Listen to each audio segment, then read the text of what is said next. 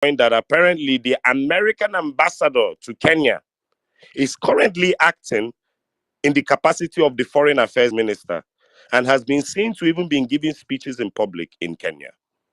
I've been with my Kenyan friends all day, and my goodness, I have never seen such a puppet. The same things that Kenyans are scattering their country for today. IMF advice, remove subsidy, float naira, ideas that will be given to your presidency, and they'll be followed verbatim as if we don't have a think tank, as if we don't have ICANN, Institute of Chartered Accountants of Nigeria, and economists to sit down and deliberate on these things. Same thing they're doing with the GMO argument. You have not heard that the Ministry of Agriculture has called together all the head, the farmers unions to discuss. No, we'll just wake up one day and GMO will be everywhere. I mean, there's been a puppet and there's been the market already. There's been a puppet and there's been a zombie. And it really breaks my heart to see these things. I want to remind you guys that even we who are in our 30s, approaching 40, approaching 50, there is a generation coming. And if you look at them, they are not having it. I need you to understand that Gen Z, due to the poverty and the mismanagement of several generations above them, are wearing okereka, but they've packaged it and they're calling it thrift. They are not having it. They suffered from beginning to the end. When I sat down with a few APC people and they were rolling out their anti-Igbo sentiments, I told them, look at what is happening with Israel and Palestine. And look at what happened with Israel and Germany in 1944. They said, what do I mean? I said, if you continue to torture a people, you would give birth to children that will fall in love with their children and probably marry them. You give birth to children that will look at you and say, why have you been torturing these people for so many years, and have sympathy for the people, for your enemies? Or you give birth to children who will choose to not even be involved at all. On the other hand, your enemies might give birth to children who might be more revengeful than they are. They might give birth to children who might fall in love with your children and actually kill whatever fight you've been having for generations. Or they might give birth to children who might not be bothered. These are variables that will happen on both sides. Hitler killed the Jews. The world understood and was on the side, fought on the side of the Jews. The Arabs harassed the Jews. The Jews had to defend themselves. The world understood, and America fought on the side of the Jews. The Jews started to overdo their actions toward the Arabs. And the world today, there's a generation that is born today that is fighting on the side of Palestine. Did you ever believe it will happen? You are torturing the Igbos. There will come a generation of your children that will look back and say, wait, it wasn't really the Igbos' fault. There will come a generation of children that will be tired and say, man, look, man, this shit is bullshit.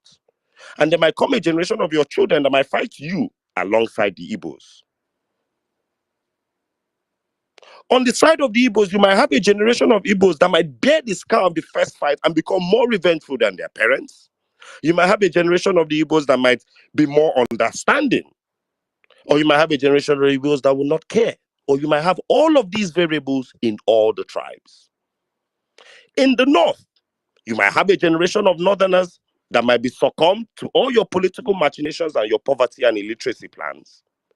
Or you might have this new generation of northerners who have social media. And even in poverty, they can pick up their phone and look at Davido, Chioma, a Benz, a Rolex, a diamond necklace, and want better for themselves. And you cannot tell them that religion tells them that they should stay in poverty. You will have a generation of northerners that will take trailer, come to Lagos, ride Okada, get small money in their pockets. And if anything sends him back to Taraba, or back to Zamfara, or back to Kano, and you tell him about Sharia, he will tell you that in Lagos, do you know you can pay for sex with women? It will no more fly.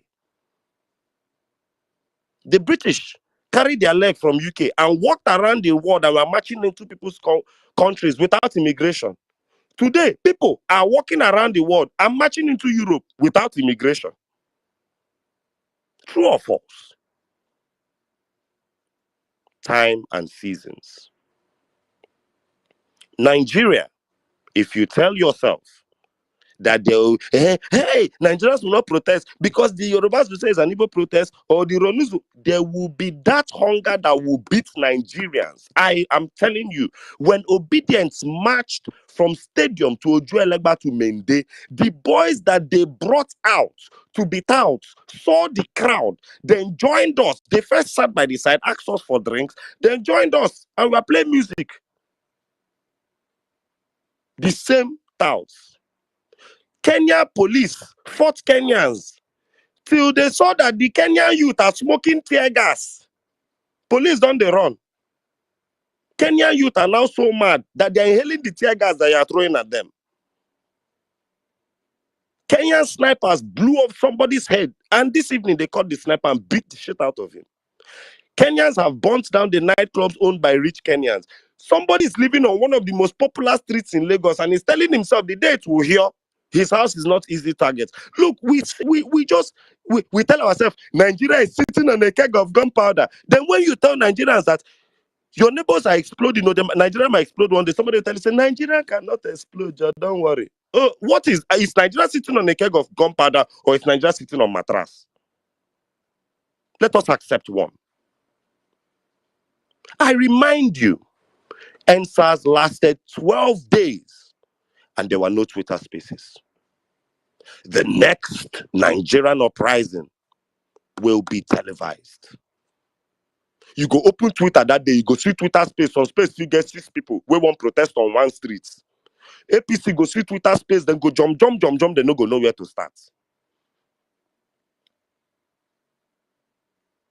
50,000 Kenyans on one space. But we go there here. Saddam go pray, swear, Kosona for retweets. It's all right. Ndị chọrọ a better Nigeria. Kenya timeline, liberating their country. Nigeria timeline, Chivido. Anyway, we can chew chewing gum and walk at the same time. I will take us to something very important, especially if you're a northerner here. You need to be very careful about the type of rulers you have in the north, and any northern space that is discussing anything abstract apart from what is in the headlines, especially spoken by northern rulers, has to be very careful. The Sultan of Sokoto said it will take decades for the Northwest to be free from the menacing security challenges. He said this at the inaugural Northwest Peace and Security Summit. The Sultan said what we must do is challenge these bandits because we all know the consequences of banditry, but it will take decades to get out of it at all, if we get out of it. And I said, the man who was representing Bola Tinubu at that event, Vice President Kashim Shettima, should have been the first person he should have directed that statement to. And I will also tell every northerner here, it will not take decades to get out of banditry in the north. On the contrary, by all minimum calculations, it will take the better part of 90 to 120 days. If Bola Ahmed Tinubu dedicated the security of the north with the same amount of dedication he put into the Lagos Coastal Highway, an estimate of 14 trillion naira, with 1 trillion naira paid upfront without Senate approval. If he paid that, insurgency in the north will be cut by half in 2 weeks. But no, he destroyed a $200 million business in Lagos alongside every beachfront property for a road that is currently stopped because of underwater telecommunication cables. Make una dey follow the bullshit we're tolerating in Nigeria. My Kenyan friend was pissed off telling me that William Ruto bought new shoes. I showed him that Dele Alake has bought a Richard Mille, and I had to show him at least 4 wristwatches from Babajide Sanwo-Olu's Patek Philippe Constellation collection. I said, if Kenya had our type of rulers, they would behead them at the National Square. I must commend Ruto. And I must commend African rulers. They still have a lot more empathy than people we have in Nigeria that were democratically voted. William Ruto today put out a gazette calling the military to stop the protests. At least he gave his people warning. I want to remind you that Muhammadu Buhari authorized unknown gunmen, the unknown gunmen that struck in Aba because Alex Oti was walking and somehow have not struck in Aba since then. Unknown gunmen that have been striking in the east every day. Yet, Igbos come out on Mondays to work, then they come out and kill people. Unknown gunmen that have been striking in the west and killing Bales up and down. Unknown gunmen that came to Lekki toll gates and the lights were switched off in cognizance with the owner of the toll gates. And they killed people, carted away bodies, and there are people in prison till today, 4 years later. William Ruto did not send unknown gunmen to Kenyans. This is where we are in this country. And there was also another analogy that I saw. And this is for the Ben Hundeyins, the Prince Moyes, and every member of the Nigerian Armed Forces. The other day in Port Harcourt, 120,000 brand new guns were about to be smuggled into Nigeria, and they were caught. 120,000 plus brand new guns. You see, a lot happens in this country that you forget. Do you people understand that even if it's for Rivers State problem, let's say it's Wike group versus Fubara group, and one group had 100 and something thousand guns. Do you know what 100 and something thousand guns at maybe 12 bullets per gun? If it takes 2 bullets to kill each citizen, that is 3 million people will die if those guns had entered this country. As Igbos will say, I can I be that we still know about the smugglers in the southwest. Fisayo Soyombo told us the ones in PH brought in 120,000 brand new guns. I need you guys to understand, gun is made of iron. Gun no they expire. You know, no be after 2 years it goes spoil. You polish it, it's going to shoot again. If that was employed at national level, it will overwhelm the police. If 100,000, 120,000 armed Nigerians face the Nigerian police will be succumbed. The Nigerian army on Google is 250,000 personnel. If those guns had entered into Port Harcourt and were shared nationwide, the Nigerian army will succumb. So for all you idiots, because you guys guard the Nigerian politicians and all of them. So when they smoke loud, they share with you. When they are tired of their Rolex, they dash you. They help you upgrade your phone. You think you are part of the elite. The day it goes shelle, Lord knows if another 120,000 guns entered, but you people caught the other 120,000. The day it goes shelle, my hand no go there. I want to just remind you in my closing statements that 50,000 people attending a Twitter space is also very humbling for those of us on the violent space as well. We celebrate our 1,000, our 2,000, but it also reminds me that there's a lot of work to be done. A lot. I want to also give a kudos to our General Oluchi for her Operation Rescue Nigeria concept. I have been adding her in my prayers, and I think you should too, because all I pray for her is ideas that can permeate within the poverty of Nigeria that would waken the Nigerian citizen. I don't know how she would do it, because clearly both Nigerians home and abroad, with 2,000 people on this space or 1,000 people on this space, which is also broadcasting us to all our followers. We are doing 1,000 people. It is very humbling. Nigerians are poor both home and abroad. David Hundeyin has a space currently. There are about 900 people. Nigerians are poor home and abroad. That guy held that space. Since that day of that space, he has fallen back to about 13,000, 21,000 on a good day. Nigerians are poor, home and abroad. I'm following Davido Chivido. Go and check all our celebs. None of them on Instagram Live, they reach 5,000, 5,000 viewers. Nigerians are poor, home and abroad. A Nigerian diplomat, 70 plus, is being denied visa. A 70-year-old, 30-year a diplomatic veteran is being denied visa. Who am I? Who am I, thou art poor, lowly citizen, to weep when I'm denied?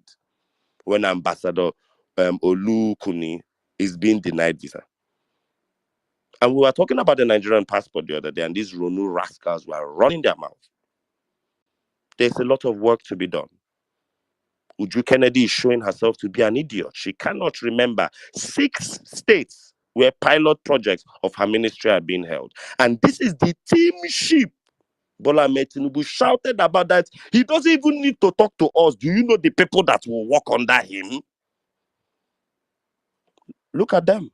Non-performers. Nigerians, we have tolerated times 20,000 what other nations have tolerated and exploded. I think everybody should take a bit of this recollection home. But one more time, please pray for Operation Rescue Nigeria for ideas, to move this country forward. Because to be honest, I really, really don't know what we can do at this point. A lot of options are before us, but none of these options don't have serious, deep-rooted issues that have to do with Nigeria's unity. But like I'm confident that there will be a generation that will be sick of this shit. And you really cannot tell them this Hausa, Igbo, Yoruba nonsense. And when that day will come, I pity our rulers. I yield. Thank you very much, my brother. Thank you. As I always say, when you give me your submission, I just sit down and listen. But I just also want to point out some things that I feel probably I feel most talking points, especially what you just said right now, is from social media, and it's not our reality on ground. I always say this all the time. We might be divided, we might have all these problems, but we can always remember that the minority are always loud. It is very, very important to not amplify this voice of mine. I say it all the time. In fact, for me, I try not to even amplify it. Nigerians came out in their numbers across the country, from north, south, east, and west, and came out and did the unthinkable last year. And it was stolen from us. Before Saddam, I'm sorry, but you see, I understand you and you're very right. But two truths can exist. If INEC rigged Bola Ahmed Tinubu to 8 million votes, and even if he had 2 million or even 1 million legitimate voters, that is way too many ignorant bastards to have in one country. Do you know that right now in Kenya, they are pro-Ruto supporters? Do you know? I totally understand you, but you need to understand. Listen, Saddam, the difference. Even Listen, Hitler. I made an analogy. I made, like I said, you're right, my brother. But I made an analogy that works with data. Let me remind you, they did not allow Ruto to have a 9-year established hold on their governance. The APC supporters are in the minority, but APC members in powerful positions of governance in this country are in the majority. They were given a 9-year head start ahead of all of us. Do you understand that till today, there are still places you will find out how deep the APC root of criminality goes? Let me blow your mind. I found out that the INEC rec for Edo State election is Wike's relative, a Wike loyalist. There are pictures. Wike's cousin. God bless you. Now, as an LP member who is up against an APC candidate that to today nobody knows, but who APC is swearing to give Edo State, then a PDP candidate that Wike belongs to, and where I cannot swear Wike's loyalty is because his leg is in both trousers. Do you now understand? You wake up as Olumide Akpata and find out that the umpire, the referee of your event, is related to PDP and can also play ball for APC. So the structure of criminality is so heartbreaking, Saddam, I want to remind you, don't let us always remember numbers. Every time you go to a Renault Mockery post to all these posts everywhere online and you see the comment section, it proves to you that well-meaning Nigerians, intelligent Nigerians, obedient Nigerians, Nigerians that hate the APC are in the majority. But when boots on ground, when actions happen, it shows you that the people in governance who kiss ass and who support APC and the majority, all of Nigeria does not want the national anthem changed. The national anthem, is it not changed today? All of Nigeria does not want Tinubu buying a brand new set of private jets. The jets, have they not been bought today? All of Nigeria agrees that we don't need him buying a 5 billion yacht. The yacht, is it not sitting in the wharf today? So numbers have no emotions. It is sad, but I honestly hate numbers for that. So So please remember, I think their supporters are in the minority, but where I'm in coming power from, they are in the then majority. That is what we we should be do. pushing this conversation towards citizens' action, not God amplifying bless the voice of you. you have brought it from the angle of power. God And bless I you. can understand if we are pushing this conversation towards citizens' action. The majority taking up, standing up to their power, But the way the conversation was going when I was listening to it was like we amplifying the voice of the minority. Minority does not necessarily mean No. power. So I wanted you to get clear. Where I'm heading is that this. But it's go. Okay, now I know your fear, so let me allay them. Let me just make one very powerful statement. Dear Nigerians, never be afraid to protest. There is something the APC is doing to us, gaslighting and microphoning. Gimba Kadanda and Bashiru Ahmed had a quarrel the other day on Twitter, and something snapped in my head. Gimba accused Bashiru that that Buhari Media Council was a building where grown men and women were paid to sit down, go online, and argue on behalf of Buhari. I don't know if anybody understood that thing when they were going back and forth over the BMC part of the argument. Do I look like someone that will be sitting down, going online and be fighting people for Buhari? So, please, Nigerians, the new fear we have, and I want to allay this for everyone who has been thinking, the new fear we have is that if we start protesting now, will Tinubu them, they'll now bring their Ronu protesters. Let me give you a number that will even comfort you. During the NSAS protest, Lagos state government, the best they could hire was 2 buses of Agberu. True or false? Let's work with numbers. Saddam, true or false? Yeah, we all witnessed it now, The bro. best they could hire was about 3 Land Cruiser Jeeps of DSS officials. True or false? So even for our government, they are so daft that they don't even understand that if you call an election campaign today, you'll be able to fill up Teslim Balogun Stadium. But if Lagosians protested today, the Lagos State government, cannot bring out 20,000 people to march on your behalf. You tried it during NSAS, and the best you could get was 2 busloads of Agberu. I'm telling you. So any day this protest will happen, Saddam, I am not bothered about the minority. I am not. The only thing I'm telling Nigerians is that that's where I'm coming from. So the we should last just card they amplify. will That's play. why wait first and Yeah. just wait first. That's why I'm telling you, do not amplify their conversations. Don't amplify their talking points. If we keep because you were saying a generation will come, why not our generation? Why wait for a generation? We will No. do That's it. what I'm saying. I said Our if generation listen, we're focused if on our the generation does good not, days. We should stand up, David, our brother. Saddam, you need to understand, Gen Z is here. Oh. Gen Z is here. I'm just telling our generation, say, even if we no run the kind of problem we are giving our seniors, Adeboye, the amount of insult Adeboye has collected since obedient movement started, he hasn't collected it in his life. So if we no run we will be obvious, we'll be 61. 30 years from now. Another look, that's why I'm sending this alarm. It's a person where they announce warning. They announce warning, say, if it happen today. If they announce warning based on say, if it not happen today, if it happen tomorrow. The Gen Z that is partying in Kenya, is it that they've not born Nigerian Gen Z? Nigerian Gen Z, they don't born them already. Then they here now. Then they here be the no day. So I'm not talking about the generation that is still coming. They do beg Naija. They don't worry yourself. They can chew gum and walk. The date will happen. Nigerians go they protest, till they play sporty bet for the protest ground. Don't worry yourself. So, No bro, worry yourself. let's I think let's bring in people inside that because I all I just yield. wanted I just wanted to make sure that we start bringing the conversation towards No, I like that this you came to action. clarify that, and it Just to also make gave me, it, because these Rolu bandits, they know this. One person will get 10 accounts. Only I go do go retweet himself. They like himself. Saddam, They highest, I said by comment himself. numbers and by data, highest, there are 3 busloads of them in real life. And You also get by the BMC numbers and data, highest, there are a bunch of them in one building collecting salary, tweeting from multiple stream farm accounts. Simple. on that rant space I was on Saturday. This man Bashar Abiodun, he did there. All those political elites from North were on that space. If you see how some of the Northerners that came up on the space were in fact, since one just saw Bashar and requested for the mic and came up. All you useless idiots that we collect SA positions and we come and be telling us nonsense. You're eating well, Nigerians are suffering, Northerners are suffering.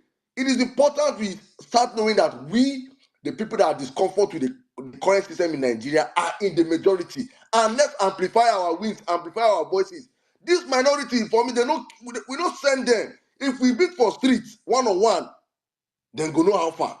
Let us think lessons, think actions. If Kenya can do it, Nigeria can do it times 10 times. That's what should be on our brains right now. If Kenya can pull this off, why shouldn't we? Why? Very, very, very important. Let me bring And one Nigeria anybody to the feeling that right now. tribalism and bigotry is what will be their saving grace, there will come a unifying factor, which will either be sakpa, hunger, or poverty. I yield. One minute, Nigeria, please come in right now, please. If you can hear me, please come in right now. Thank you. Yeah, Please, yes, guys, don't forget. We'll be having. I'll have some of our GMO experts on the platform. We'll be talking about GMOs also, but it's important we drum in this Kenya conversation also. With us in Nigeria right now is the GMO, the lives of our people. Very, very important. We do not push this conversation to the back as always do. 1 minute, please come in right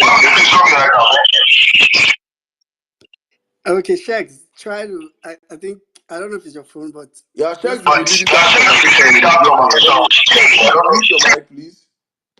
no, I think it's Shags. It's not. Maybe it's not used to spacing. I don't know, but No, he was on the space the last time. Now he was. yeah. I know, but even that they kept on muting at some point. So just try and keep up. But maybe it's your phone as well. It's totally fine.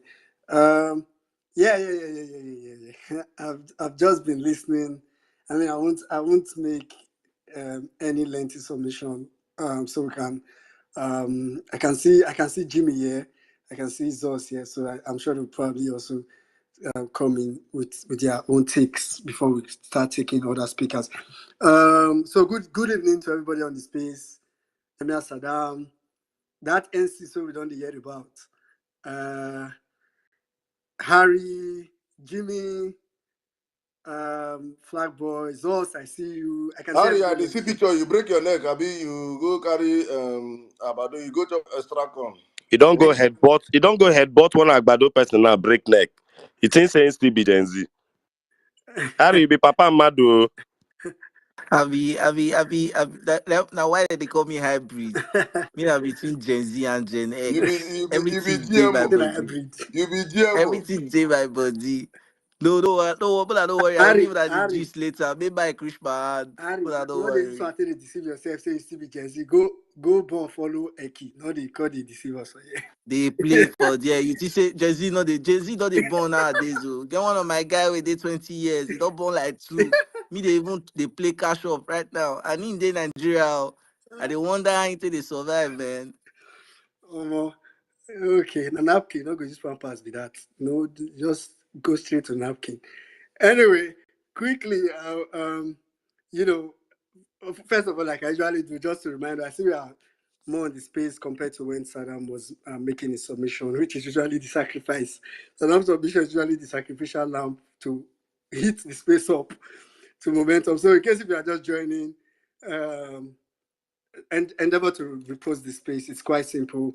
Click the comment button. You see a repost arrow to arrow button. If you don't know that, it's very simple, sure. But just find a way. Play around your phone. You see a way to retweet or share the space, and share it so I can get probably other people here. Not really for the sake of numbers, but for the sake of expanding these conversations. That's why. So quickly, I don't know actually do your submission. Do you know towards the end of Saddam's submission to the beginning of NCC's submission, I was writing one mail and one memo. You'll be like say NC submission be like music to my ears. Like it just as I listen the type, I just listen the type, it just they go. It just they go like say when I saw the thing, I said, I thought normally I would not be able to focus, but the way I was listening and I totally, I totally got your submission. Um, what is I think I already made reference to what's happening in Kenya. Personally, I'm jealous, right? I think I try to also remember NSAS and kudos to everybody that got involved in NSAS and rest in peace to those that lost people. So I try to also remember NSAS. So I mean I want to give credit to those guys as well because it kind of reminded me about NSAS to a large extent. I've seen a couple of the videos in Kenya. What I think is outstanding for me is the resolve. And it's almost like individual resolve. It's almost like everybody, and I'm talking about lessons. Like it's almost like everybody has resolved individually. I don't know if you understand. Like it's not. It's almost like everybody have decided that say no to this. Like we know. I personally I don't want. So when I add my I don't want to the other person's I don't want to the other person, so it becomes we don't want. But because I'm more interested in it personally, I don't really care about what the next person thinks. That's how I see it. Like, I don't care if maybe the next person is another tribe. I don't care if maybe the next person is, doesn't see it, is not go, doesn't want to go about it the way I want to go about it. Because I think it's usually the problem with us in Nigeria and still on lessons learned. This is usually the problem with us in Nigeria. We are not resolved about what we want. So things easily come to distract and not just distract, things easily come to shake our foundation. So there's really no foundation for many of let me say this. Many are angry, but few are resolved. So many, the way they say many are called, few are chosen. Many are angry, but few are resolved. Like there are so many people that claim to be angry. Oh, what is happening in Nigeria? That's what, but if it comes to resolve, like you that is angry right now, the next moment, if you come across someone in another tribe that shares that, oh, you say, okay, now, you say now, you begin, like what Saddam was saying, you begin to make reference to a lot of other things. So what is happening in Kenya now is actually a result. Like, and it's, like I said, it's collective, but it stems up from individual resolve. And I think that's one thing that every Nigerian, and I really wish I could just sometimes I wish I could just sit on Nigeria down, or maybe I should just beg God, make him give me one loudspeaker one day, make I talk to only Nigeria. Like not just me, but it's quite sad that what distracts and sometimes even this it's funny because sometimes what destroys our resolve is approach. I think that one is even kind of annoying for me, right? Like Saddam was saying just now about that space. I was there in that space partially on Saturday. In fact, it was Saddam's post. I was on the tail and I saw Saddam's post, and I was like, okay, let me also see, let me hear what Saddam's talking about. And I actually stayed there for like quite some time. I was listening and doing other things. And for me, right, I really did not care, which is usually so. I really did not care if they are obedient to. I really did not care if they think we should do it the way I want us to do it, the way I think we should do it. Is really none of my business. What really matters for me is if they can personally resolve that I want a better country. I don't care how the Yoruba man, the Igbo man wants it. I don't care how obedience wants it. It's not my problem. If obedience think the way they can get it is to do this and drag everybody, which is the best way for me personally, get them do it. Me, my own will be to run. By the time we get to start having people, and I'm saying this for everybody here on the space, because I want to believe some of you here are really not obedient. So, point is, I don't need you to agree with me. I say this every time. It's not a marriage. I don't need you to trust me. I'm not interested in, the only thing I'm interested in is a Nigeria that works. And if you're interested in the same, it's simple. Let's make it better. But if what you are is you are among the few or the many that are angry, not among the few that are resolved, and simply because you think it's why when I hear people say things like, one of the most annoying rhetoric I heard before election, and I still hear it today, I feel like it is the most disgusting, irritating, annoying rhetoric. It's when people say things like, oh, I would have supported Peter Obi, but because of obedience. I'm like, shut the oh God. Are you okay? I feel like that's like the most, like, if you think like that, you are so stupid. Like, your stupid is no. In the IQ ranking, I think moron, idiot is below moron or somewhere around. There's somewhere between moron and idiot in the IQ ranking, because that's so like, I don't. Your problem shouldn't really be obedience. So if you think, oh, I would have liked Peter Obi, or obedience, I like what obedience wants, but I don't like it. Nobody says it's not a marriage. You don't need to go and just make your own resolve, go about it your own way. So that at the end of the day, we all will end up getting the better. Because I want to believe that what we all want is a better country. To be honest, it just makes me feel sad. The fact that it's almost like going back to, like, going to Nigeria is almost like it's very crazy. I had a friend that traveled yesterday, right? And she was giving me her experience at the airport. How, I mean, right before they sent one Nigerian back, and when it got to her turn, the immigration process was so crazy. And this person said she saw the difference in the views of how they attended to Nigerians and how like, if it's any other person. In fact, she said there was someone in front of, as in somewhere around, maybe in front or back, I don't want to be precise, that had a blue passport. We all know what a blue passport is, and also had a green passport. So apparently the person was a Nigerian and a US citizen, basically.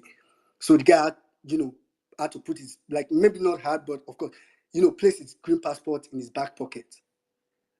And he was treated differently because of his passport. So, and some people, I hate when people only link this to, oh, it's Nigerians that go there and spoil our name. It's a lie. It's a big lie. I mean, there's part of it that is true. Let me not say it's a big lie. There's part of it that is true. But trust me, countries are even beginning to see that Nigerians are trying to escape Nigeria. Nigeria is literally a danger zone that everybody's trying to escape. It's a danger zone. When you're playing video game and they say this danger zone, everybody's trying to escape that danger zone because something. That's what Nigeria is currently. So they know it. So of course they will also milk it. Not milk it per se, their country, I can't blame them. So of course they would be more sensitive to you coming to the country. So I just round up by saying, let's all resolve individually. Individually. That's why I see it too. That's why, to me, no matter what anybody says today or tomorrow, except I'm busy, except I'm tired, there's really nothing anybody can say, to be honest, that will make me not, for example, as far as I'm concerned, as for me, in the current political climate, and I'm trying not to make this very political. Like, if we're talking about the political scene now, for me, there is nobody close to Peter Obi. So there's nothing anybody can do. Even if I'm obedient, I'm not interested, because personally, I am interested in a Nigeria that works. So let's all resolve individually, and maybe at that point it can become collective. But even if our approach is different, go about your approach. But that's why that space that I actually like. I like, the truth is, there are some things that were said on the space that may have looked like fire shot at obedient. I won't lie to you. If you're on that space, there were things like look like the fire shot at people. No, but I saw it was not only obedient or only Labour Party. The fire shot at every party, and I was like, okay, it's fine. I totally agree with you. So it is. I'm not interested in the approach. I'm just interested in what comes out of it. So then lastly, of course, the GMO, I'll just stay to hear from the experts, so I won't make reference to it. For those state elections, Saddam have said it. I beg, I beg. I beg, you people should come. You're already supporting us. Let me not say come. So we still need a lot of support. Thanks to everybody that came through on Thursday last week. I know some of you, so don't think it has ended. Like I said, I'll personally be reminding you. Apologies if I reply to your DM late. It's just that most of the time when I leave the space, immediately I leave the space, I'm probably going to another thing, or I'm rushing to go and sleep because I have to wake up very soon. So please, my DM is open. So send me a DM. I can link you up. That's if you can't get switch out, right? Send me a DM. I'll find ways to get you to switch out or send you the details. And like it's very important. And this will be fully monitored. But it's very important that, like I always say, you don't necessarily need to contribute money. Personally, I prefer if you can pay for materials for Edo State. We can give you a printer's number. Don't contribute the money. Like, let money contribution be your last resort. Like, if there's a way you can link up with the printer itself, that would be, for me, I think that would be best. Or you can even make the materials. If you need a template, tell me. I'll get the template of the material. We'll send it to you. You send it to your printer to print it, and can find a way to organize how you can get to Edo State. That's, so, but it's very important. Please, please, please, help. Edo State needs help. All right, I'll develop my submission on that point. All right, thank you very much, my brother. Thank you very much. Wonderful submission as usual. Guys, please, at the top of the hour, by 10 Nigerian time, we'll be starting the space with our invited guests. We'll be talking about GMOs. We'll be having experts on GMOs come talk to us. People that have done deep research on GMOs itself. I think if you're here on our space on Thursday, one of them, the co-founder of the Center for Food Safety and Agricultural Research, he was here with us and he will be back here with us also today. Also, Mr. JC Okichuku will be here. I think if you have been on social media, you would have known the handle. He has always been, and he's an author, an actor, a writer, so many things, and he has done great research on GMOs. I think he has one of those handles that brought GMO conversation in Nigeria to the limelight, and he'll be with us from 10, 15 or so. So please, we'll be switching up the conversation, not forgetting that our minds are also still on Kenya. It's very important that while we're having these various conversations, let's not forget our home, which is being infiltrated with poisonous foods right about now. But let me bring in Jimmy to the conversation right about now. Jimmy, my brother, good evening. How are you doing? You're welcome to the Violence Space. Good evening, Saddam. Good evening, everybody. I greet every single one of you, people in the listener section and the speaker sections. All protocols duly observed. I'm just gonna go straight to the point. I have a lot of points I wrote down, and I'm just gonna take them one at a time. Okay. So the Kenyan story. Um, we did a space yesterday, myself and Tudo.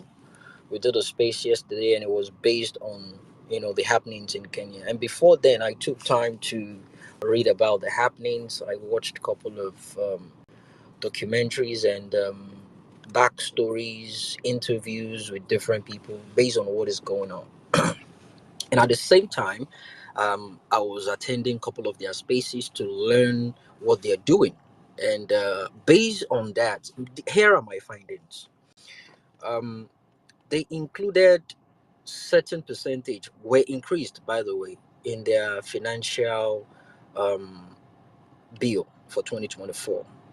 And I have a copy of it. There's a PDF copy of. I downloaded it, about 136 pages, and I took time to read every single one of them. And the prices of daily commodities, daily essentials were increased.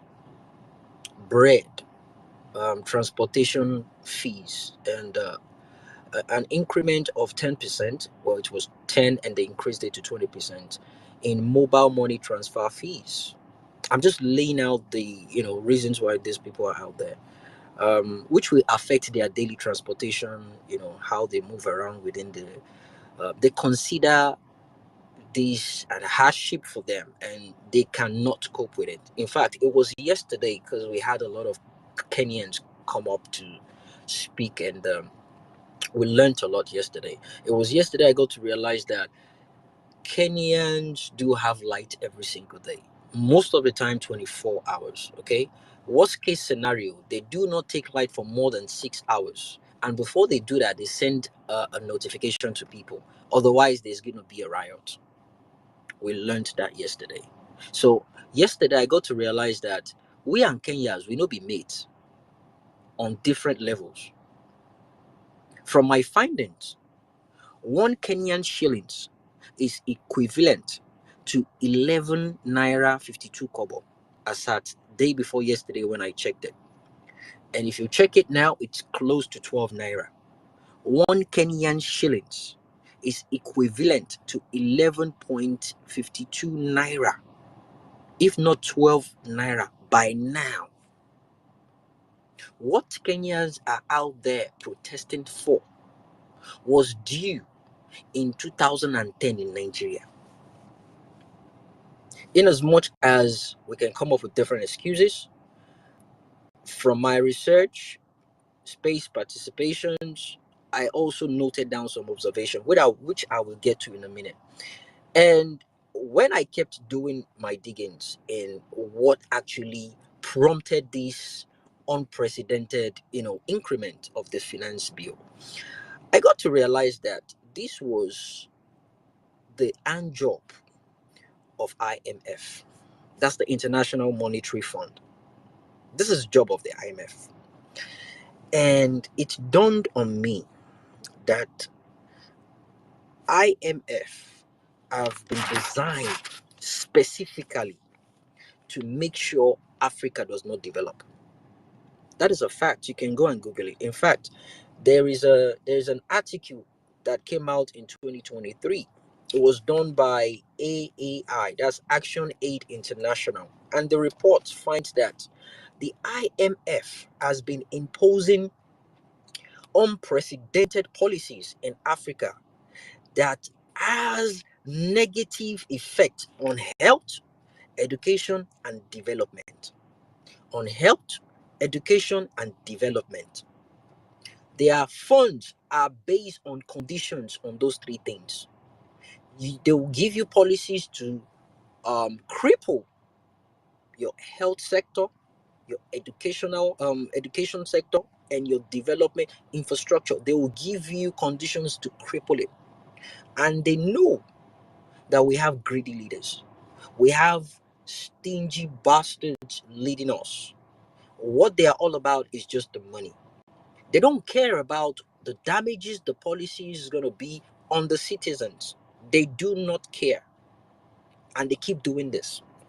In fact, between 2020 to 2022, the IMF has spent over $50 billion in Africa. That is a total of 60% of what they've spent in Africa between 2002 to 2020. 60% increment. These guys know what they're doing, and they're doing it deliberately. And I also said it yesterday. You see, it's like there is a textbook in a specific library, right? It could be, well, we can call it a continental library, where all African presidents go to grab a copy of that book and you read it. It's the same playbook across Africa. What we're seeing going on in Kenya right now is exactly what we went through during NSAS, during the election last year. It's the same goddamn playbook. The complaints we heard from these people yesterday, Kenyans that came on the space to speak, they were complaining about people wearing wristwatch of $500,000 and all that. I mean, we have Dino Melaye flashing 2024 Rolls Royce, for crying out loud, and this man doesn't have any job or business we know about. 2024, that's gonna probably be the fourth Rolls Royce he has. They were preaching to the choir yesterday. Because what we are going through in Nigeria right now, combined all other African countries has been through it. Combined, they've been through it and we are still standing. We do not have any limit. We don't. We do not have any limit whatsoever. And when I say the same playbook, they come out with every propaganda.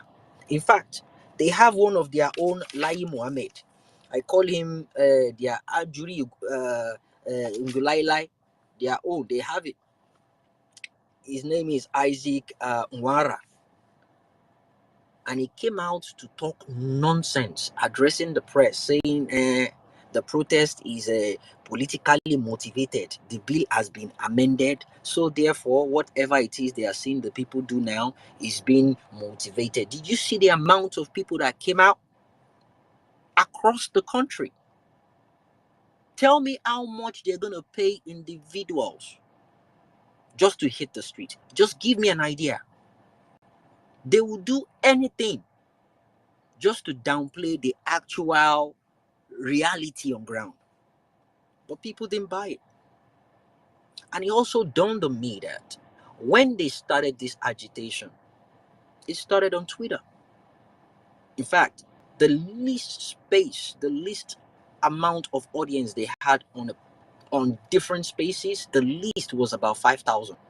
They had it up to like 55,000 people listening to them.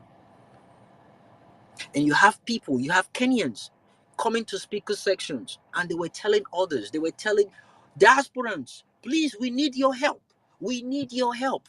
We need your help. And they kept asking them, what do you need us to do? Just help us tweet about what is going on. Just help us retweet about what is going on. Help us with the spaces. Do not stop. Keep spreading the noise. They were chanting, they were asking for help all throughout the weekend. And that was what they were asking for. By the way, they had different tribes in Kenya. I never for once heard any single one of them asking for money for transportation for them to go to a protest ground. None of them were asking for money for t-shirts, branded t-shirts. None of them were asking money for jollof rice or DJ. None of them. They were not bothered about that. Are you seeing what people are doing today? A particular guy stole the show. He couldn't probably afford a t-shirt. And he grabbed a sack and with maybe permanent marker, he wrote it. If I die in the battlefield, tell mama I did my best. How patriotic can that fucking be?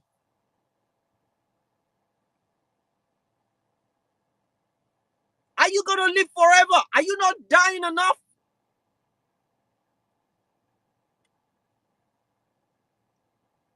They're sniping people from far away and they are still there.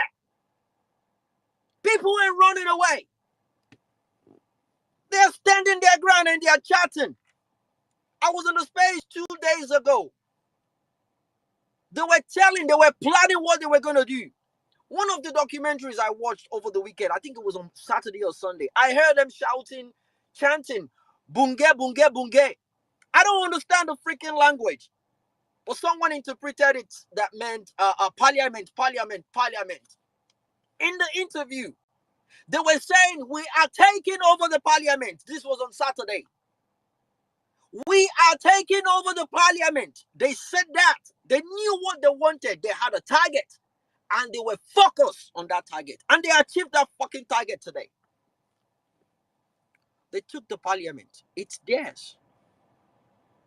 And from the protest, I also observed something. They were so fucking organized. There was no looting. Oh, no. There was no looting. In fact, the only people looting were the soldiers. And I love the patriotism flowing within Kenya right now. Did you see the man that was arrested on a truck and they bundled another person to go meet him? And this man lectured the police and they released him. He lectured them on what they are doing and the reason why they are doing it. They are letting them know we are fighting for you fools. You saw a picture of a guy with his two hands in the hair and you see the fucking police trying to whip him with a rod. with a police club. You actually want to hit. You're wanting to deal with the person fighting for you. I've never been so happy in my life. I saw that happening. I was like, yes, this is how it's done. Nigeria, we are giant of Africa in corruption. We are giant of Africa in um, sitting back, in docility. We're giant of Africa in just um, creating excuses, coming up with different excuses. I think we should learn from Kenya. We should learn from them. And to me, they're not scared of that. Oh, yeah, the fear is gone. They're not scared. And what they are fighting for, what they're ready to die for, is not even up to 10% of what we are going through here. It's not up to 10%.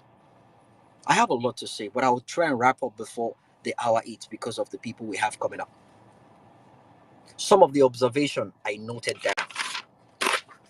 Everybody is supporting them. Tom, Dick, and Harry. The pastors, the clergymen, the business people, old, young, and old people, slim, tall, short, fat. Everyone is supporting the youth. The Gen Zs and the millennials. Everyone is supporting them. They're out there to claim their country back. And I said it yesterday. I asked one of the ladies, I said, look, how far are you guys ready to go? Because I know how these people operate. They're going to roll out the armies on you guys. And this lady said, yeah, they should. We are not stopping. I said, do you guys have a limit? They said, no, we don't have any limit. Initially, they wanted the bill to be rejected. They want it cancelled. But now that Ruto has actually shown that he doesn't care about them, they don't even want the bill anymore. Now they want Ruto to leave. They want Ruto to leave. They don't even bother about the bills anymore. Then they went ahead. They checked on the parliament website. The idiots, the imbeciles that voted yes, they're going after them one at a time. You see, when justice comes to you, you should be ready to deal with it. These people have had enough. They're not going to take none of this bullshit. And I'm sure people will be looking at Nigerians like, what, you guys need to get your shit together. And we really do. I just hope we get to that point that we can actually realize this and come together. And then again, we need to actually sit down and ask ourselves, for us to, moving forward, though, let us come to agree on what is right and what is wrong.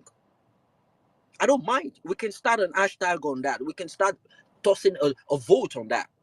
Stealing, is it right or wrong? My friends, my followers, please go and vote. Is it? I want to know the people that think stealing is not right. I mean, if you think stealing is right, I want to know. I will block you. We need to understand we are on the same level. We need to know the people that are thinking morally, rightly. Faking document, is it right or wrong? So if you think it's right, why are you supporting this? We need to agreement to know right from wrong before we can move ahead. I noticed there was no looting. The agitators were the police. And these guys were chanting, peaceful protest. We are peaceful protesters. We are peaceful protesters. The agitators, the aggressors are the police. 2 youths were shot 2 days ago. 2 youths were shot. Guess what? There was no retaliation. There was no vendetta move against those 2 people that, okay, you killed us, we too will kill you. They were focused. They didn't turn it into looting. They knew what they wanted. They were focused. They probably want them to get angry and start killing people, then they will come up with an excuse. They knew what they were doing. Then they had their demands. They demanded for it. They said they wanted to speak to their leaders. They said they don't have any leader. If you want to do anything, scrap, reject it. Reject that bill. But they didn't. They didn't do that. I hope we learn from them. Right now, they've shut down the internet. They shut down the electricity. And they predicted that. They told them to download VPN so they can still communicate. They're holding a space right now, planning towards Thursday. They are going out again on Thursday to hit the street. And you see their politicians, the equivalent of our own politicians here in Nigeria. You see other politicians praising them, encouraging them, pushing them, letting them know. You see the government threatening a news station, telling them they will shut them down. You can tell how patriotic these guys are. The lady did not care. She announced it live on TV. They are threatening to shut us down. But that won't stop me from speaking the goddamn truth. When are we going to have that balls? When?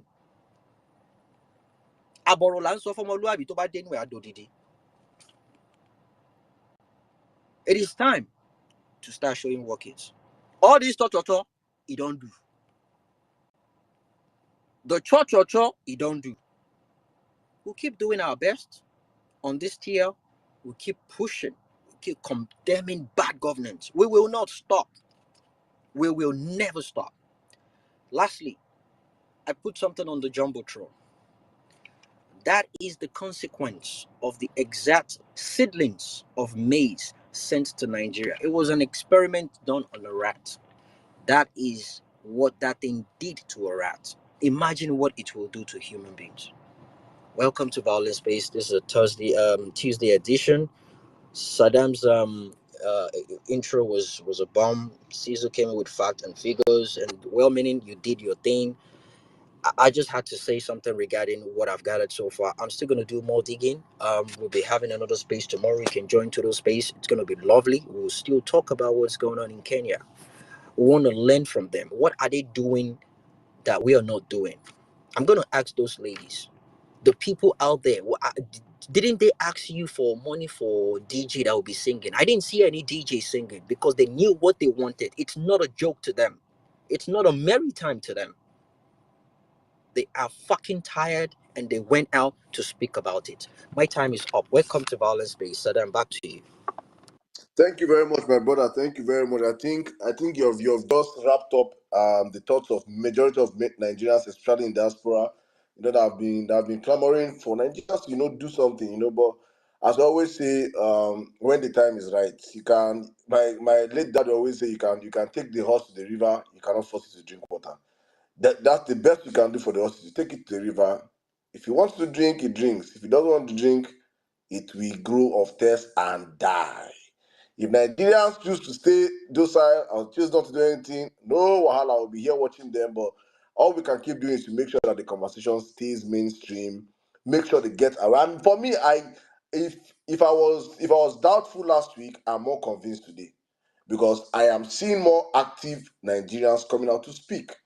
So if last week was a little bit low for me, and I also want to put it this way for Nigerians to understand, please, no two human beings have the same time. No two human beings have the same time. Even twins, the day they will die will be different.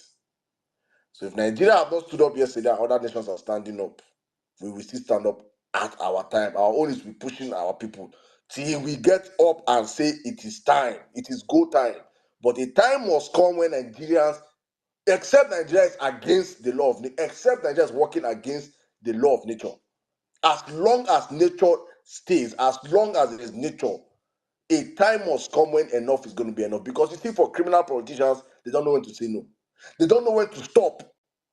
They don't know when to stop. Hopefully, Nigerians will stand up as more. I say in our generation. Let's even say our children's generation.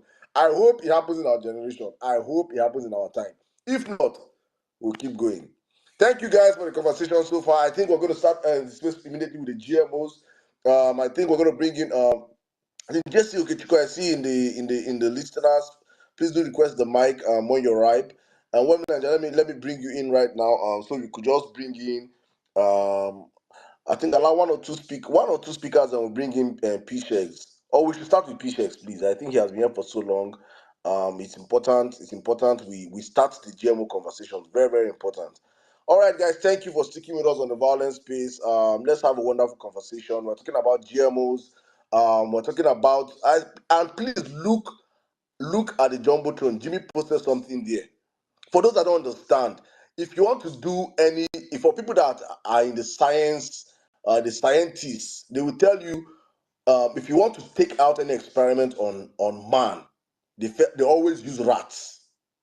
I think we have a similar digestive tract with rats. I don't know what it is. I don't know whether because maybe we are both mammals or something. The scientists can explain better. But if you want to test whatever you test on rats, that rats of that's why I see rat poison. Now they kill man. What to keep Saddam, rat? that's why they call it lab rat now. Lab rat. Lab Lab rats. I was gonna rat. say God that. bless Yeah, you. that's the phrase, lab rats. Thank you very much. Thank you very much. So you see, say my knowledge of science is this small. I cannot vie for Minister of Science in Tinubu's world. Mona Asas they go. But A please, getting lawyer more is serious. minister for aviation. Don't worry yourself. But getting serious, please just check the jumbotron and see something for yourself. This exact maize was fed to rats, and see for yourself. That's where we are as a country. To understand, and it is selling in the market right now. The maize is selling in the market right now. The problem is that maybe it will take mice few months to die. As a human being, due to our immune system is higher than the mice own, we have more organs than the rest. It will take a longer period, maybe 2, 3, 4 years.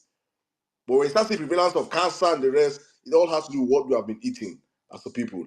Let me circle back to you. I think you run it better than I do. So please, and just let's okay. Thank you, Yeah. Mr. JC. JC is here. I think, guys, please retweet the space, share the space. We are about to have a conversation right now. Do not miss what's about to happen right now. Please get people into this conversation. We have wonderful Nigerians, people that understand what is going on right now. I think we're going to start with P-Shegs, then we'll go to JC Okechukwu. But let me come to you first, please. Take it. Yeah. I think I'll just go straight, like you said. Let's go straight to PSHEX. Okay, so welcome, Mr. JC Okechukwu. For some of you, I'm sure. For some of you, I don't need to. I don't need to introduce. You know who Mr. JC is. So, patriotic Nigeria by all standard. All right, but quickly, let me go to PSHEX, the GMO person. But go ahead. Yeah, good evening, everyone. Good evening, and thank you very much, Emir Saddam. Thank you, everyone that has spoken before me. And I must say that this is this is this is one of the biggest, I think, one of the best events that I've been to of late, and I'm very happy to see very patriotic Nigerians here. A lot of people of like spirit, like mind. Thank you very much for having me. I don't know where to start from, but I have heard so many things that I really want to connect to. First of all, let me talk about what was posted on the Jumbotron. What was posted in the Jumbotron is the result of Professor Seralini's research. And he fed those rats for 2 years, and when it was done, of course, you can see the result, tumors all over. I have a video. I could share the link to the video maybe after the class.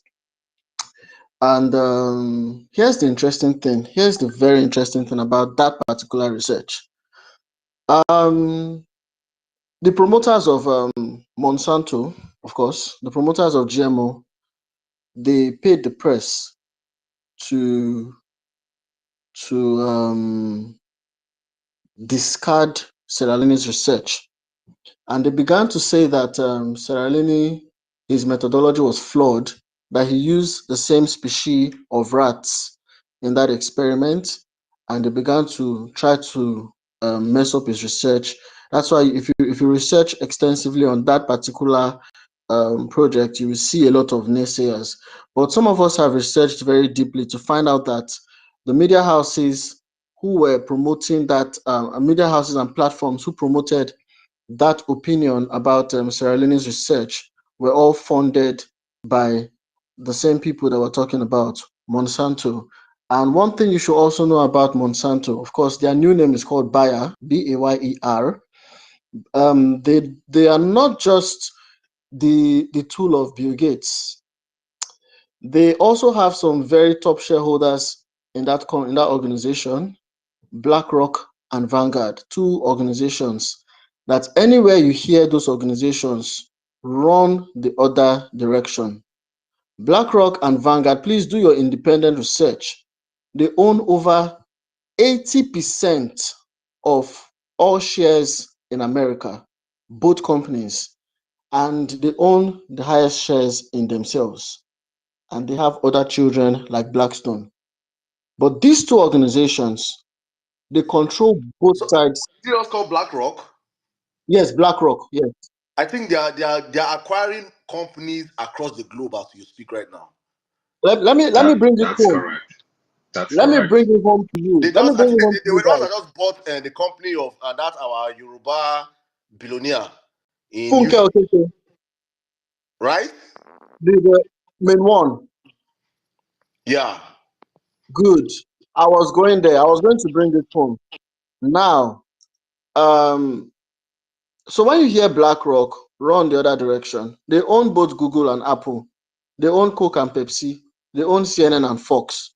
Everything. So when you think you're running from one and you go to the other, you're actually talking to the same guys. They own everything. And that's the reason why um, um, 50 TV stations can read the same piece of news because they have a command and control center which they use to control the economy of all nations. And these guys are now they are tightening their noose on Africa. There is a lot that they are currently, for instance, 2 years ago, they came under the company called Equinix and they acquired, now they own Equinix and they acquired Main One, our main source of internet in the country. Now, that it doesn't get back, there's no back end more than that. The tier one level of internet. And when they control internet in a country, they can do what they just did to Kenya, cut it off. Simple. And if you say you're not going to main one and you go to the one MTN is currently working on, which I think they are currently done, you will also be surprised that they are also collaborators in that project. If you go to the one Google is doing, Google's own is I think Equinox or something. I can't remember the name now. They also have a hand in there. So interesting times we're in. I think the only internet that is currently safe that is still owned by a Nigerian and is still safe for us is still Glo end to end. So I don't want to divert so far from GMOs, but I just thought to bring that in. Let me first. I started from Sierra Leone's research and I worked backwards, and I want to go into GMOs in a very interesting way. And I want to tie it to some of the things that I had already heard on this call. First, talking about protests in Nigeria. When are we going to get tired?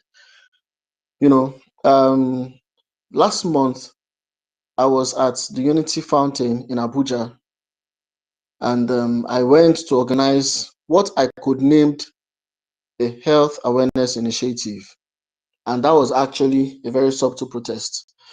If if you've been looking at some of the posts I've been using, you will see actual billboards where people carried and said ban GMOs and stuff. That was when it happened.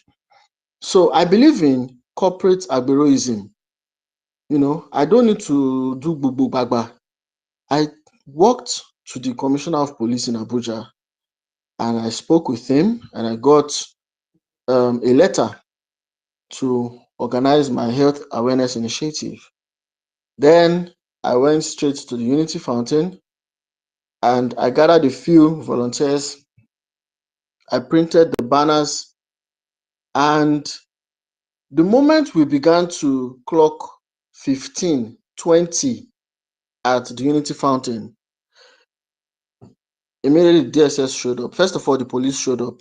Different versions, different offices of the police started showing up. Now, if you know Abuja very well and you know the Unity Fountain, you know what that means. They started showing up immediately. Then the DSS showed up. Then who else showed up? I mean, there's so many of them. They just kept coming, different offices from the DSS. Then the presidency sent their own representative. Everybody said, by this time, I had reached over 40 people. Then, who is the organizer? Who is coordinating? Who is this? Who is that? And, of course, I was the one. Now, For me to get to this point, I am ready for anything. I got into this GMO thing in January, a regular Nigerian like you and I said to myself, see, you like, you don't like, I will personally ban GMO in this country. I took it very personal. So I walked up to them, and I'm sharing this story because of what happened next. Very interesting. Because you think that they are not feeling it, they are also feeling it. Look, there is nobody that will not eat food in this country. The moment you are going to eat food in this country, you are a stakeholder in this. So if you like, arrest me here, go to the next eatery. You are eating what will kill you. I told them. I said, we are all ready for this, you know. And when I started speaking to the policemen, there are about 7, 8 of them there, you know, they're asking for all sort of documents. I said, look, so far you eat food, you better come and join us here.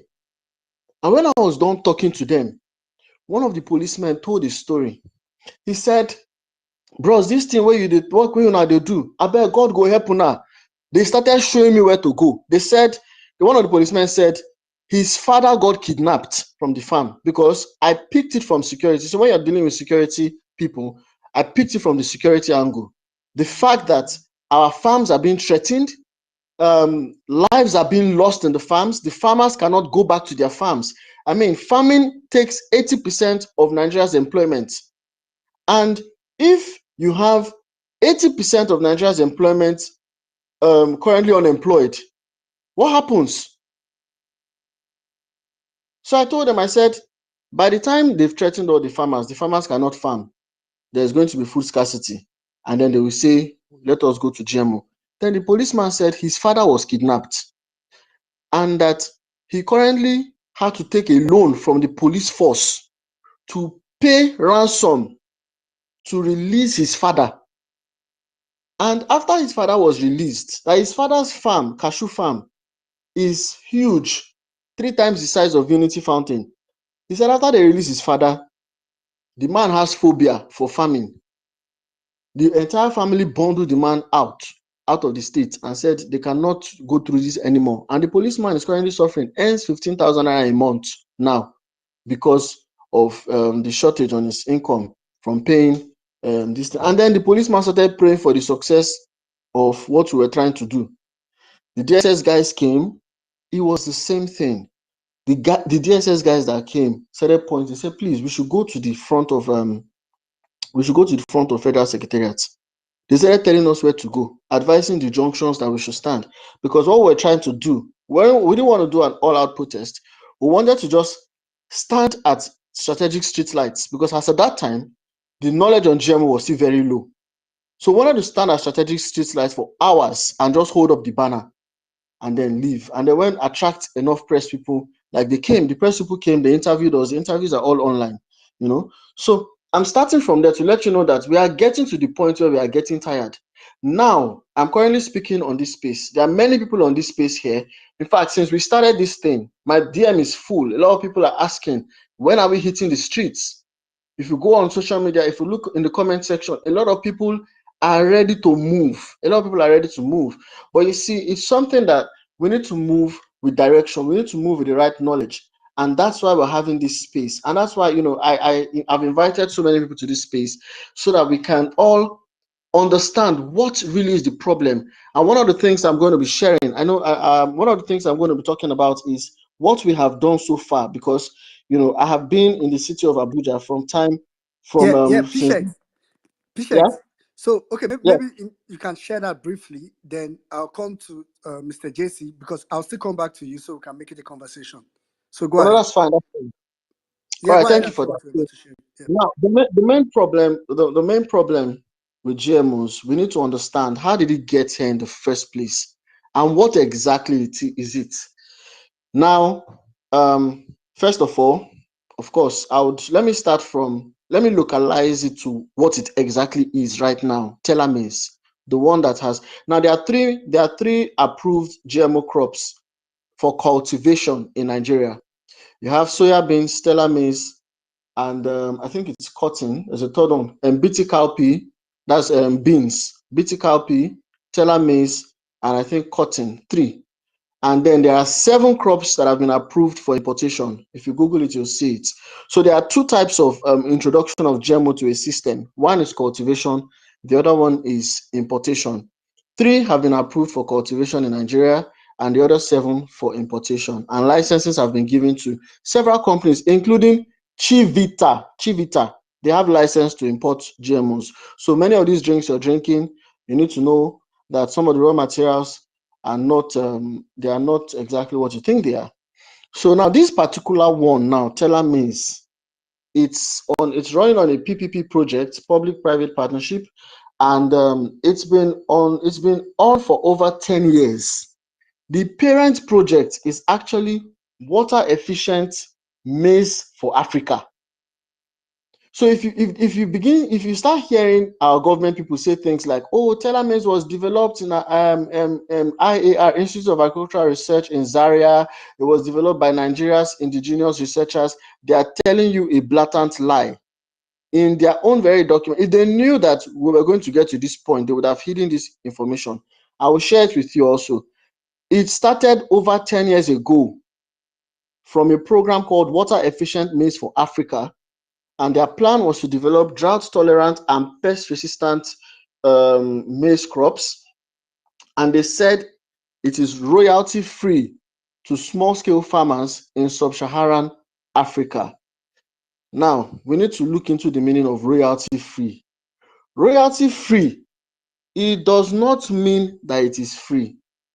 It only means that the copyright or intellectual property rights can be used without the need to pay royalties or license fee for each use, per each copy or volume sold, or for a period of time.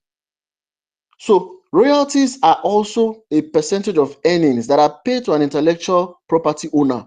What I'm trying to explain here is those seeds are patented, they have owners. So they are borrowing you technology. You don't have access to the technology. And who are the people responsible for this? I'll mention their names. Number one, the African Agricultural Tech Foundation, called AATF. They are in Ethiopia, Kenya, Mozambique, South Africa, Tanzania, Uganda, and Nigeria.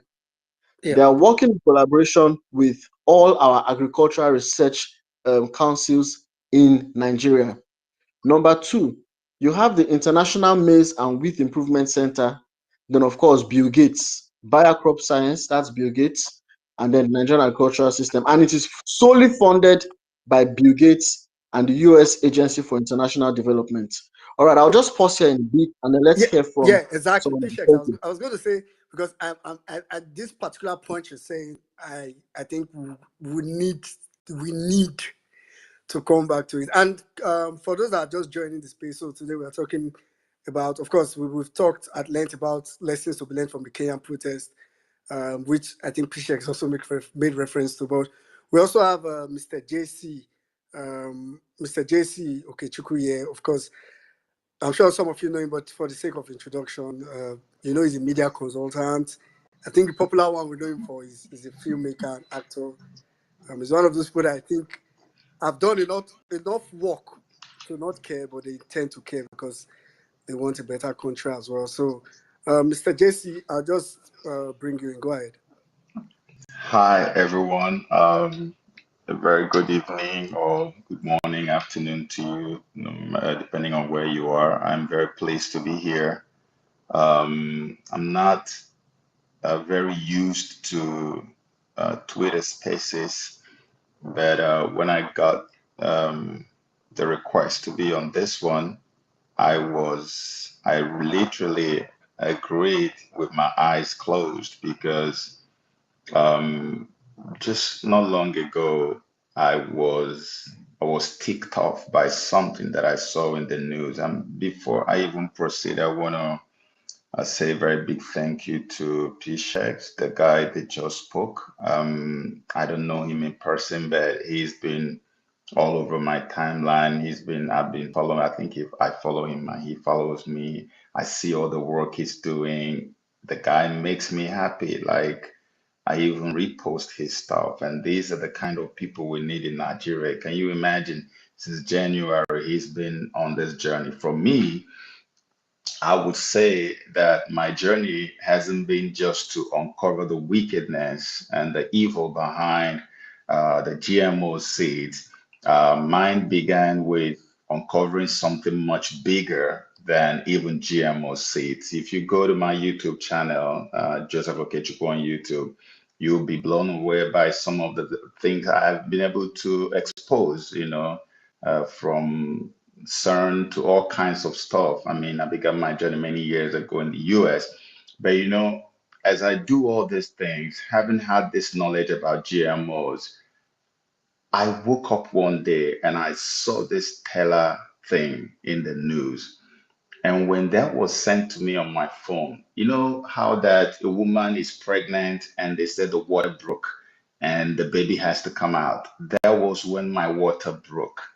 As soon as I saw that, and I said, no, no matter what it takes, we are going to wage a massive war against this evil. I have studied and researched Bill Gates for as long as anybody can imagine today. And just to give you an idea of what these guys are trying to do, okay?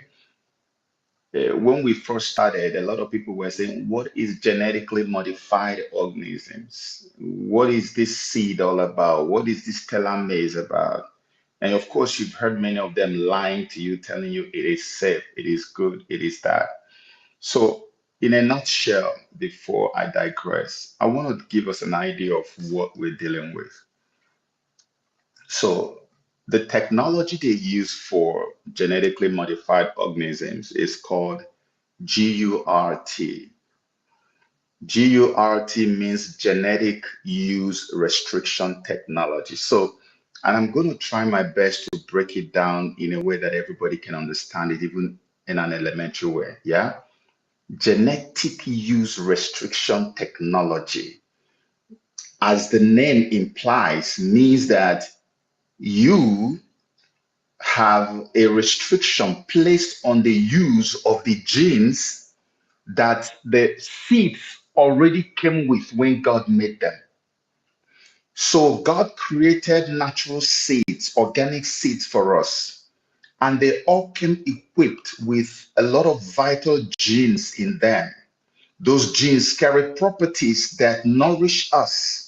I always make reference to things I see in the Bible where God said, "These things shall be your food, and these herbs shall be your medicine."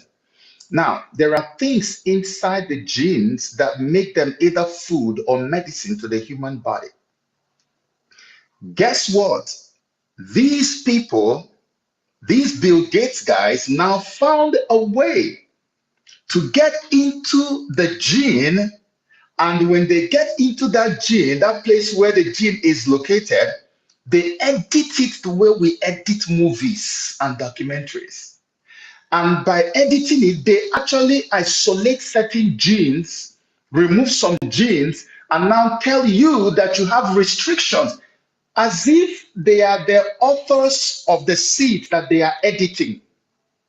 They are not the authors. They don't have the copyright to it. But when they tinker with it, immediately they now have a copyright. And now you are at their mercy. So what they do with gene use restriction technology, which is also known as a suicide seeds, yeah, suicide seeds or terminator technology. The reason why it's called suicide seed is that they take away the gene that makes the seed to reproduce itself when you plant it. I was growing up in my village. I watched my grandmother, and we all grew up in agrarian communities in Nigeria, yeah? And I watched my grandmother every time the farming season is coming to an end, we have a certain portion of the maize and other grains that we go and dry. We had all these wooden kitchens on the outside exterior, and so when you are making some fire stuff to cook, the smoke from it will be drying up the maize because they hang them out. And all this drying is to preserve them for the next farming season, so that when the next farming season comes, you plant the same seed and they will produce themselves. They will reproduce themselves. So what these guys have done is they've gone in there to switch off the genes that will make this maize to reproduce itself. Now, let me break it down a little further. In GURT, which is genetic use restriction, remember the name, genetic use restriction. You are now restricted in your use of a gene that crop came with, because these forces of darkness have gone to now restrict it, and they've gone to tinker with it and isolate some of it and remove some of it and switch some off. And now they decide which one to turn on and off. There are two different kinds of genetic use technology or technology seeds that they produce. The first kind is what they call variety specific GURTs. And the short form of it is V-GURTs or RTS. Yeah? V-GURT. It's called variety specific or variety centric GURT.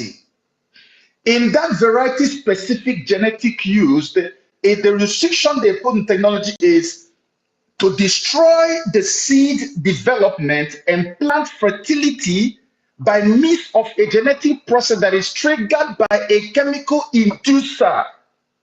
I want everybody to listen to understand this very well. The variety specific genetic use restriction technology destroy seed development and plant fertility by means of a genetic process triggered by a chemical inducer. They induce a chemical into it to be able to trigger this. And now, when that happens, that particular seed is no longer able to reproduce itself. It will kill the embryo. The stuff that makes it to reproduce itself is dead, is gone. It can't reproduce itself again. A chemical was added. And then this engineer, Latham, that I was quoting in the video that I posted on my YouTube channel, was saying that the genetically modified organisms, all these seeds, they have insecticides engineered into them. And that's what this is confirming, that there are chemicals, and those chemicals actually are insecticides. And they are engineered into these things. And this is why when an insect comes to eat it, that insect dies, because the insect is eating the insecticide that was engineered into the seed in place of that same gene that was supposed to make it reproduce itself. But someone will go out to the media and tell you that this thing is safe for human consumption. That is variety specific genetic use restriction technology, GURT. But there's another one. I'm going to connect the dots for you now. The second one is called trait specific GURT or T-GURT. Trait is the way you have human, somebody has a trait, TRAIT. Trait specific GURT. So the trait specific genetic restriction technology modifies a crop in such a way that the genetic enhancement engineered into that crop does not function at all until that plant is treated with a specific chemical. Second one also has to do with what? A chemical. So in the first one, the chemical is engineered on the inside of the seed, and they bring it out for you to plant, and they say it's healthy. And remember, that seed cannot reproduce itself. Yeah. So you are meant to just eat it. It's a one-way traffic to hell. You just eat and you cannot plant it back. And what you're eating is a poison that has been engineered into it as a chemical. And but this second one now, so people should understand this. Yeah. It's not every GMO seed that cannot reproduce itself. This second one now can actually reproduce itself, but here's the kicker. The kicker in the trait specific genetic use restriction technology seed is that You have to apply a chemical externally on the outside before you can activate the functions of that. So they give you a seed now and they say, go and plant the seed. If you go to plant that seed, if you don't go back to the same Monsanto or all these organizations that gave you the seed to buy the chemical that you must use to activate the functions, the reproductive functions of that seed will not do anything. It will not produce anything for you. They call these things activator chemicals. So why the chemical is induced on the inside in the variety specific GURT, which is poison, the chemical is applied from the outside in the trait specific genetic use restriction technology. How can somebody plant a seed and if you don't apply a chemical on it, it will not do anything for you? So when you have the seed, it's not enough. It's not enough that you have gotten a seed. You pay so much money to get the seed. Having the seed does not mean you are ready to go to farm. The only time you can guarantee you're going to go to farm and you have success is when you go back to the same people and buy the chemical that you must use to activate. You spray the chemical on it and use it to activate the seed. Can you imagine this chemical?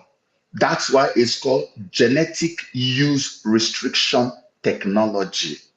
Now, in our local organic farms all over the country, before the advent of the man called Bill Gates and his people, have you ever seen where we are being restricted to use a certain component or gene that is inside of the seed we want to plant? So what you are looking at staring you in the face here is global level monopoly.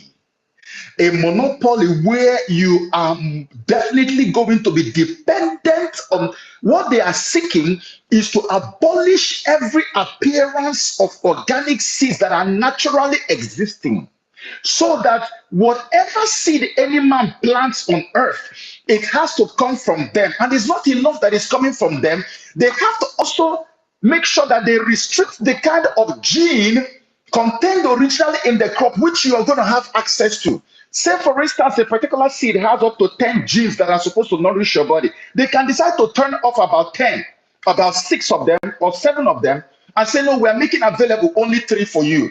If you play a good boy, we can turn on the other 5 genes. If you do better mode, we can turn on the other 7 genes. So something that God created and gave to us, someone somewhere is restricting our access to it. And because they know that there's only one way they can get all of humanity to depend on them, because these crops and seeds are still existing in most parts of Nigeria and Africa. So the only way they know they can achieve that is by using terrorism, which Dr. Njemaze then exposed in his video. And this is what I put in the video that I first posted on YouTube, or the second video I posted to this on this subject matter. The guy gave a chilling detail of how that they uncovered the plans of Bill Gates. You know, initially when the terrorist activities were increasing in Nigeria, all of us were now saying, religious war, religious war. We say, oh, Buhari's brothers, Fulanis are killing us. Christians, you must rise up. So we gave it a religious war coloration. Everybody began, whenever you have Muslims and Christians coexisting, any little thing that happens, a church is bombed or a mosque is bombed, the next thing is the other people did it. And that's what they actually carried on with. And that propaganda gained a lot of steam. And people bought into it for so many years until this clandestine meeting that Njemaze was a part of happened, and the guy came and blew it open. When he was saying it initially, it didn't make sense. A lot of people thought this was too good to be true. Until we now began to look at the whole track record, when he began to dish out the data, giving out the percentage of people who are killed in the north, Muslims are more in number. The percentage of people who are killed in this place, Hausas are more in number. If the Hausas and Muslims are killed the most, how can you now say that this is a religious war against Christians? Because the farms that have been abandoned in the north are almost all of them belonging to the south, to the northerners, and Muslims actually, for that matter. So how can Muslims being killed and abandoning their organic farms be translated as a religious warfare against Christians? It's a lie. We now found out where the truth is coming from, according to Dr. Njemanze. It is because they want to. Do you know what these people did? This will shock you. They say they had a proper aerial mapping. I don't know whether they used Google Map or something. And they were able to trace and map out every single spot where they have organic farms littered all over the north, Benue, the rest of them.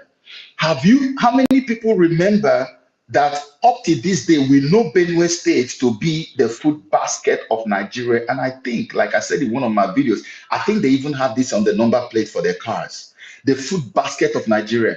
But for the past how many years now, out of about 29 local governments in Benue, about 26 to 27 have very huge IDP camps. And all the people in those IDP camps are farmers who were known to farm large farmlands of organic crops and seeds. They have all vacated their farms and are now living in IDP camps. Both their farms and their homes, they have left them. Go to Kaduna, go to Meduguri, go to everywhere. These guys are killing farmers left, right, center.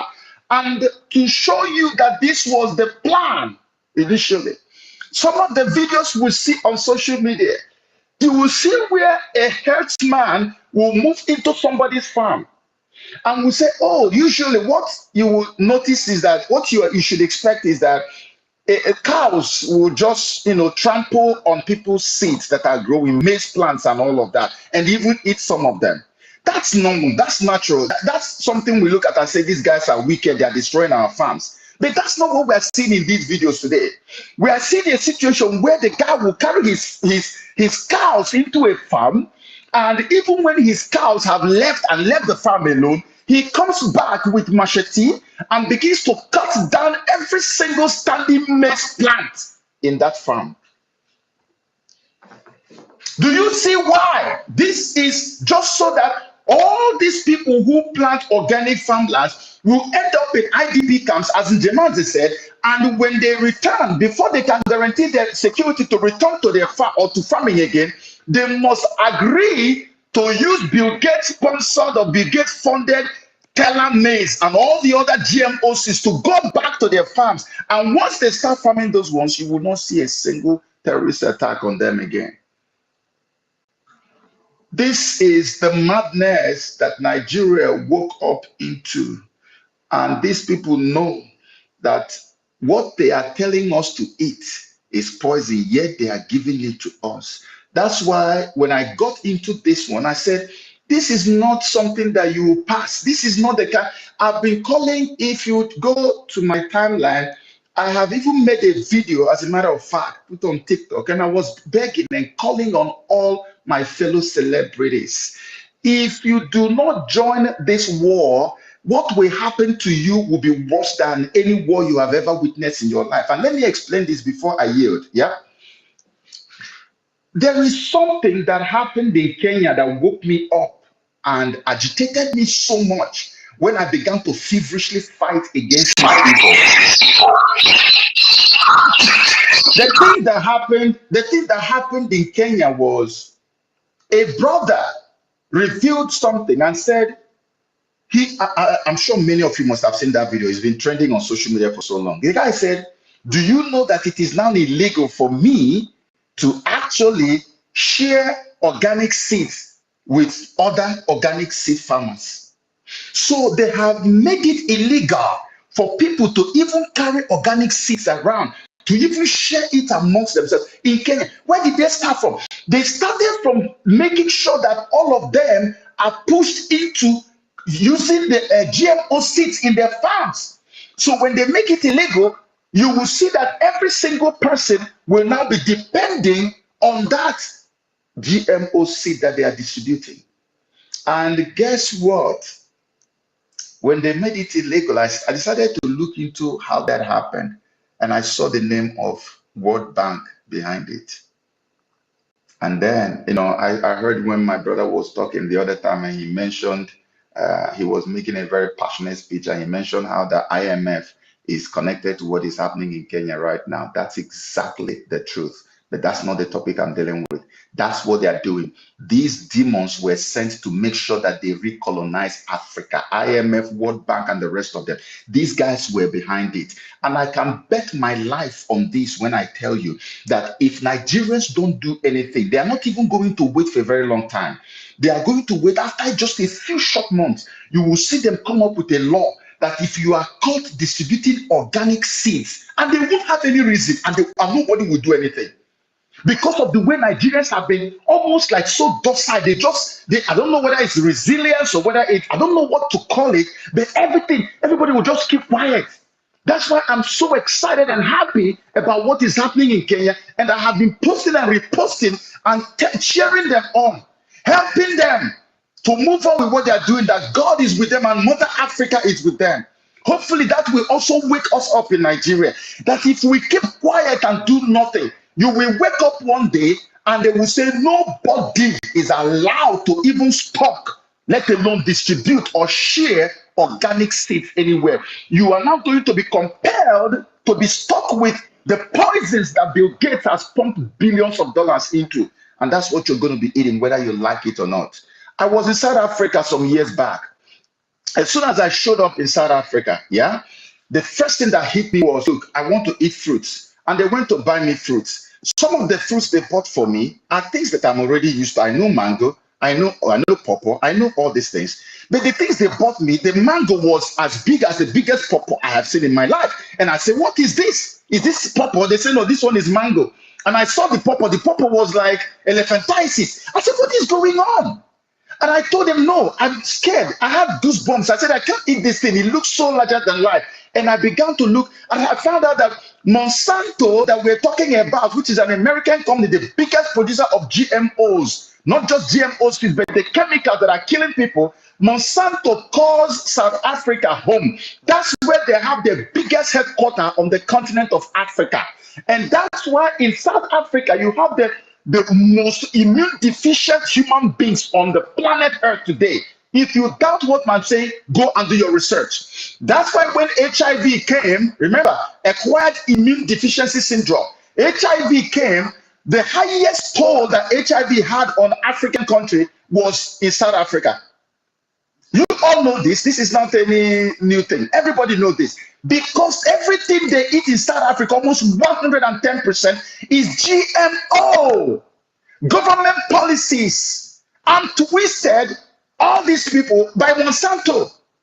So that's why in Nigeria, if we don't do anything, you are going to wake up one day, they will come with all these evil laws, and our people are just going to be there moping. As long as they are able to twerk on social media and go to church and come back and pay tithe and offering and ask no question, they are okay. But if the death comes to their doorstep, that's when our people learn how to scream. We cannot allow that to happen. In Russia today, okay, Russia banned the importation and the farming of GMO. And they are not the only one. More than half of the countries in Europe have banned it, including the UK. But Bill Gates has a lab where they are manufacturing featherless chicken that is so poisonous. They call it the heat resistant chicken. You have seen it all over social media. They manufacture them, they recreate them in the UK. And you heard the man in the video saying that these things are heading towards Nigeria, Indonesia, and all these other hot places. But the UK, where they are manufactured, nobody is allowed to put them in any supermarket. When Russia banned, because they know, say, yeah. my brother, they know if they get to Nigeria, they will bribe NAFDAC. Thank you very much. Bribe some to put it. Thank you. They will bribe NAFDAC, collect enough money, and they will start it. Now, let me give us this, because I'm about to yield now. Let me give us the reason. Yeah. About, just do that within 1 minute. So yes. we can So in Russia, there's a terminology that Russians use when they banned the importation and the farming of GMO. The language that Putin used is as a matter of national security. Why is it a matter of national security?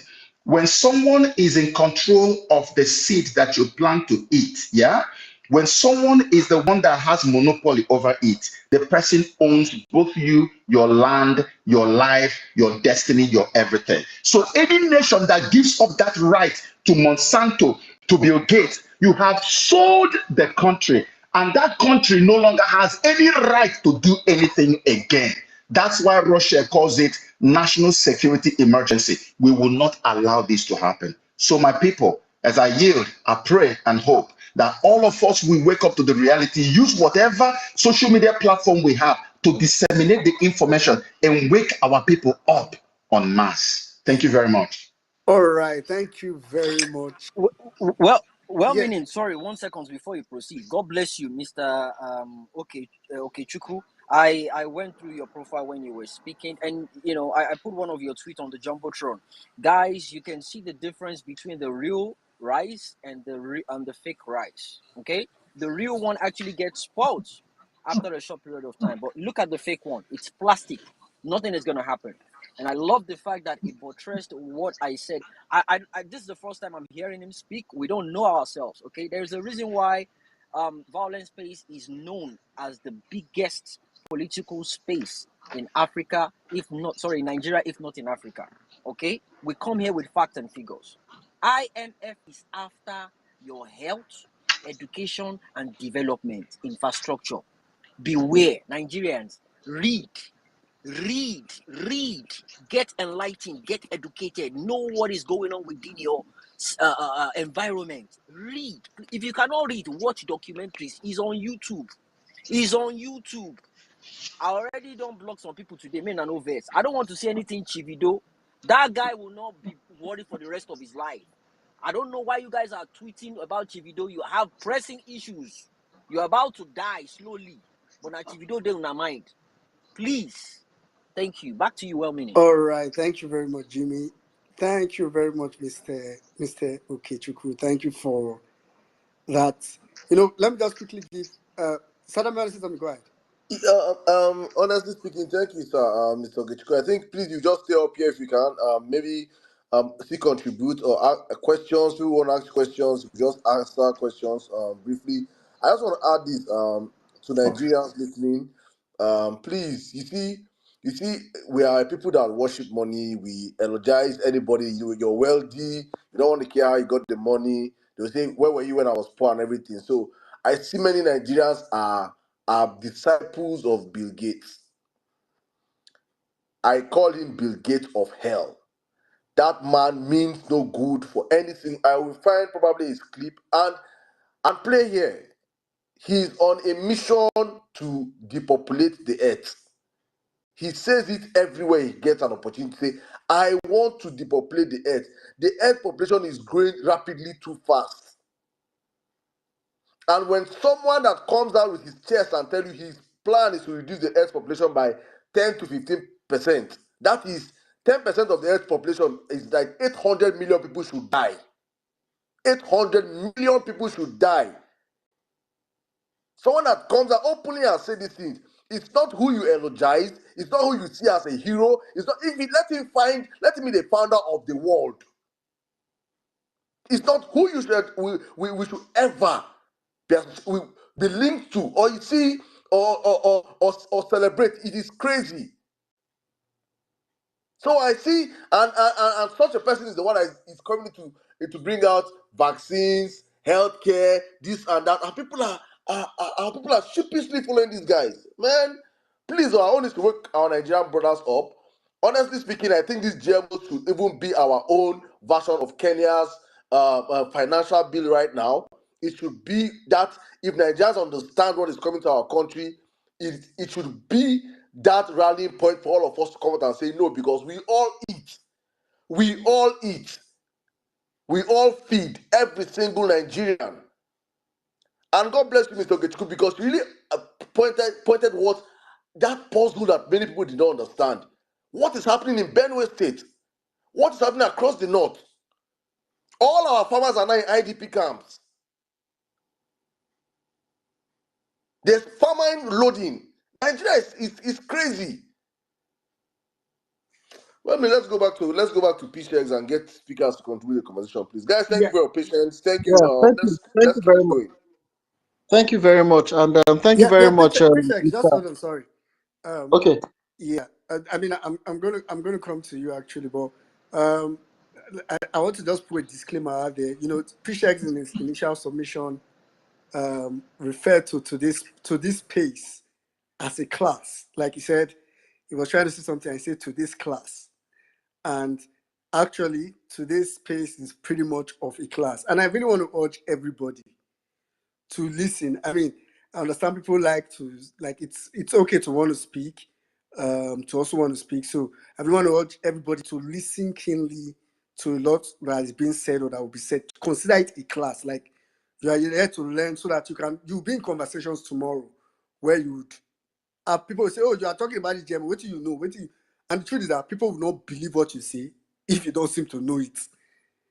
As a matter of fact, before this space, before Saddam's scheduled the space on Thursday, I mean, I knew GMO was just bad, but I mean, like I knew it was bad. I knew it was something I wouldn't take, but I did not see it as, as bad. Let me put it like this: as bad as I now see it after Pishek's conversation.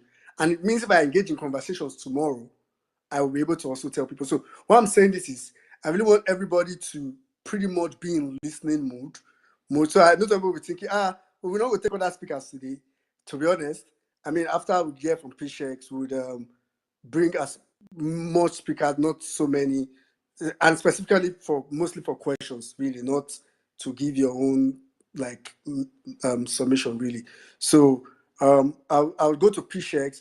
After Pishek, Mombi, I've been here for a long time. Mombi was supposed to speak at some point, so I'll certainly come to Mommy B. But Mr. Okechukwu will stay here. Then Mom will start taking maybe questions. They'll be here to answer.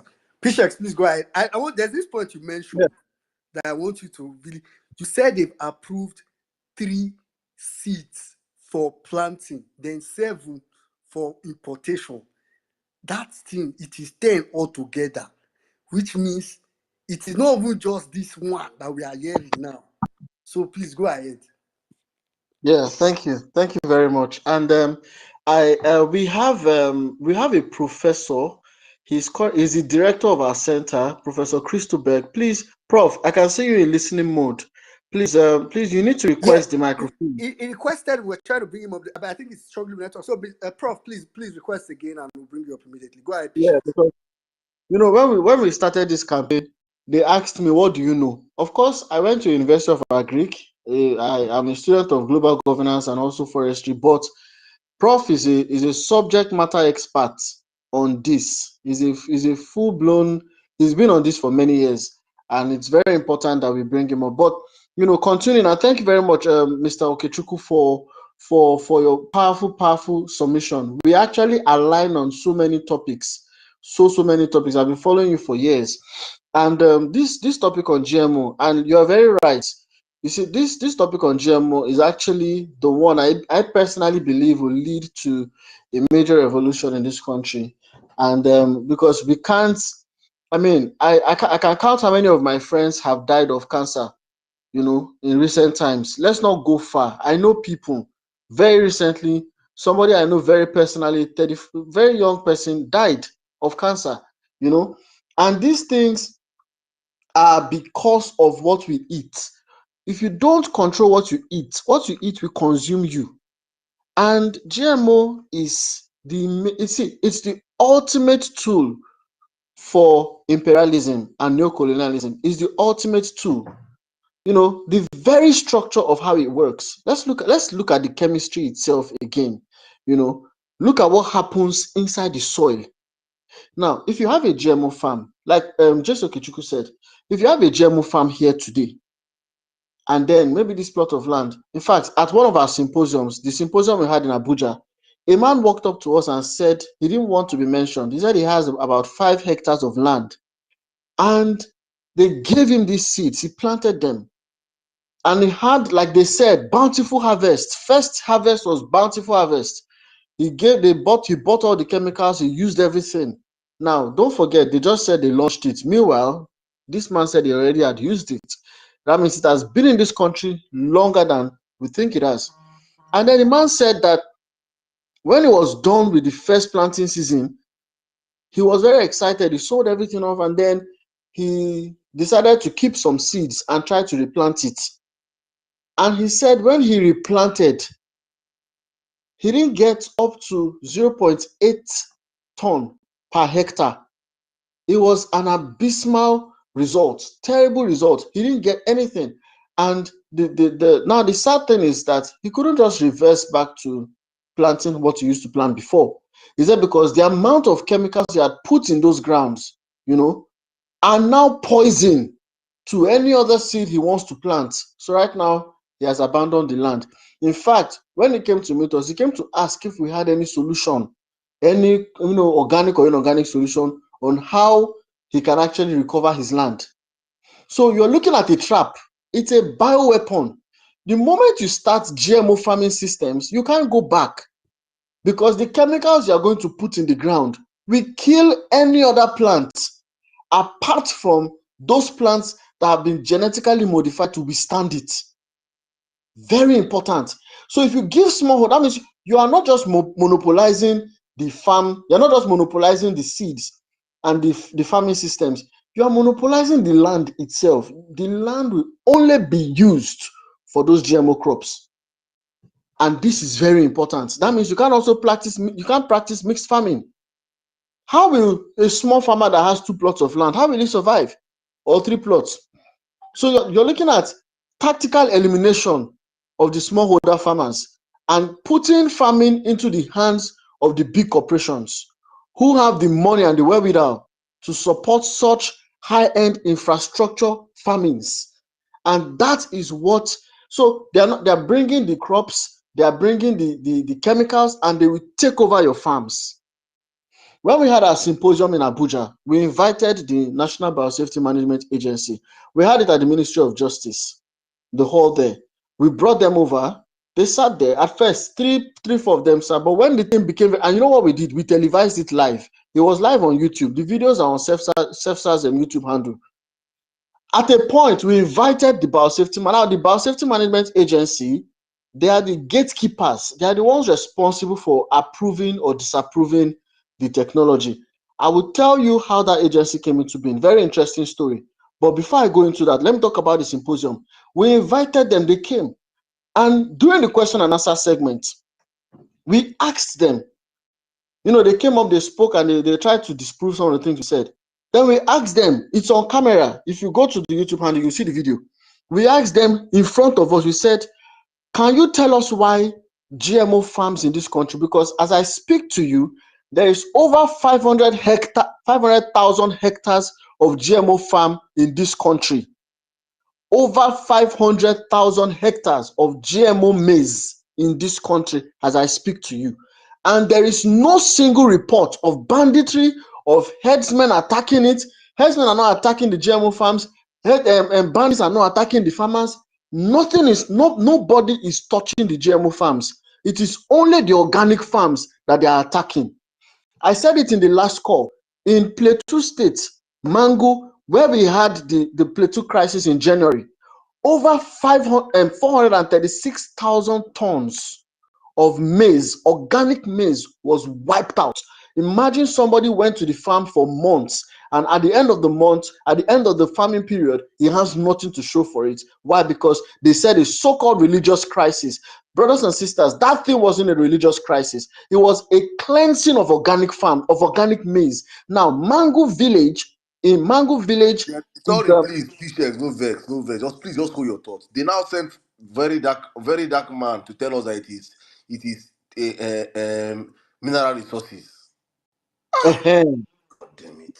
I will Continue. tell you the one about the mineral resources because that one day, you get that one day. In fact, from a very reliable source, that one day, then they run things for this country in terms of mineral resources. That one is there, very confirmed. So, but in this particular instance, this one was because Mango is the largest maize farm in this country. Look at the timing. It started late December, early January. Mango is the largest. So all the maize from Taraba, from Nasarawa, from Southern Kaduna, everything ends up in Mango. Then Mango is the second largest maize farm. They are the largest maize market and second largest maize farm in the country. And then guess what happens? We have religious crisis. They call it religious crisis, bandit attack. And like Mr. Okechukwu pointed out, Muslims are being killed. In fact, in our symposium, we hosted Professor Njemanze in it. He spoke about it extensively. Muslims are being killed, so you can't profile it to know what actually is going on. And who is responsible for these killings?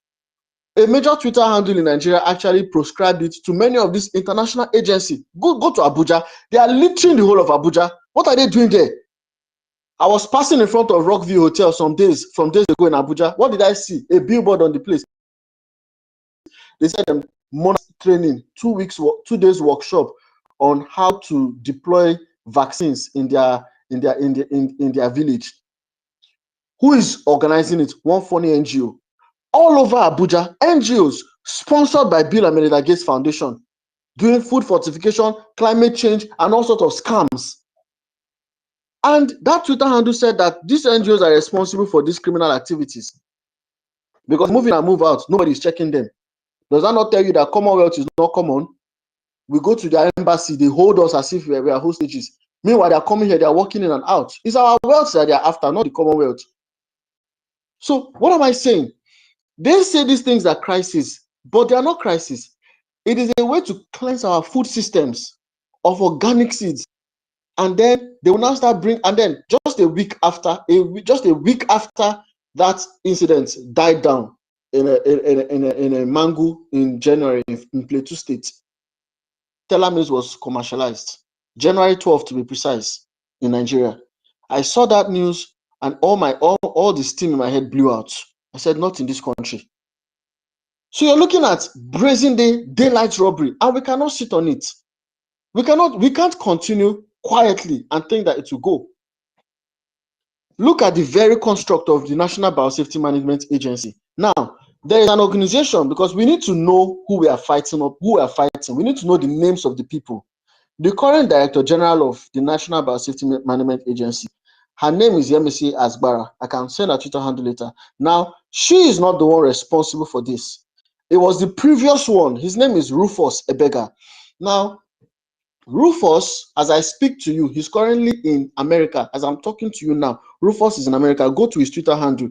Rufus is learning about how to introduce genetically modified mosquitoes to societies. He's currently learning that one. Bro, no. As they talk now, I beg they put those handles, they put them for comment section or they put them for Jumbotron before you forget. I beg. Make I just the drop as I talk. Say, hold on 1 second. So Rufus, I think Prof is here also, so we could just give. Is Prof ready? Where's Prof? He's up here. Oh, Prof. Let me just sign out for my Oga. Prof is now my Oga at the top. Hello, Prof, sir. I will continue later. Prof. Hello. Is Prof ready? Hello. Yeah, Prof. Well done, yes, I'm here. Can you hear me clearly? We can hear you, sir. Hello? Yeah, I can hear you loud. Okay. Just thank you, guys. Send it to the comment section so we can pay them a visit. Sell it to them. Welcome, Prof. Go ahead. Yeah, thank you guys for all that you are doing for the prescription of genetically modified foods, genetically modified organisms, and killing the vaccine industry, and now they are talking about mosquitoes. I am a scientist, and I have told people who have their minds procured within our borders in Nigeria, who are out there to challenge most of you guys that you are not scientists, you are just talking activism and advocacy, you are just bad-mouthing. I tell them that we are also scientists. Philip Njemande is a clinician, and I have Dr. Patrick Ijewere. He's also a clinician.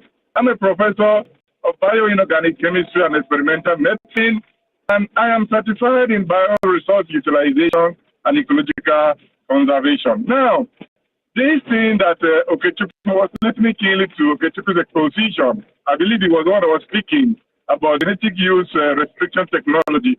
They are perfect, they are accurate. Yes, there are insertions, chemical insertions. But one thing we also need to know about genetic engineering or genetic alteration of organisms is that genes don't operate in isolation. Yes, they could map out a particular genome, write its genome, and say this particular gene is responsible for trait, but in reality, in practice, genes don't operate in isolation. They operate together, and that means if you alter the functionality, the trait of one particular gene, you can never tell how many more genes will be altered down the genetic line because they operate in that manner. And the consequences that alter particular traits that have generated what we have in research material, research publications, and unexpected environmental consequences is as a result of certain reactions, certain consequences that other ancillary genes also connect to or respond to what is happening. Has done to the other one or two set of genes.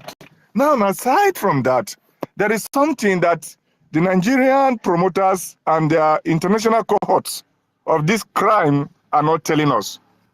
You would observe that if you go to the hospitals and they say, and it's a crime against humanity for any gatekeeper or any public officer or any political representative or any government official to come out and criminally declare genetically modified organisms as safe for the consumption of Nigerians. That is not what the science tells us. That is not what the research tells us. What we have seen in research is that currently, as we are speaking, there is a higher incidence of new non-communicable diseases like cancers, like hypertension and diabetes, like what we call memory decay, early memory decay, loss of memory, and many of such ilks of kind of diseases. It's as a result of gene alteration and also as a result of unbridled ingestion of those chemicals.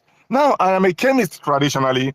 My first, second degrees are in chemistry. My third degree is also in chemistry. I understand chemicals. Now, glyphosate and other organophosphates that they are using in combo to genetically modify these organisms to be herbicide resistant in what they call Roundup Ready or the Bacillus thuringiensis toxin that they extract from the bacterium that they use to produce BT corn or BT soy.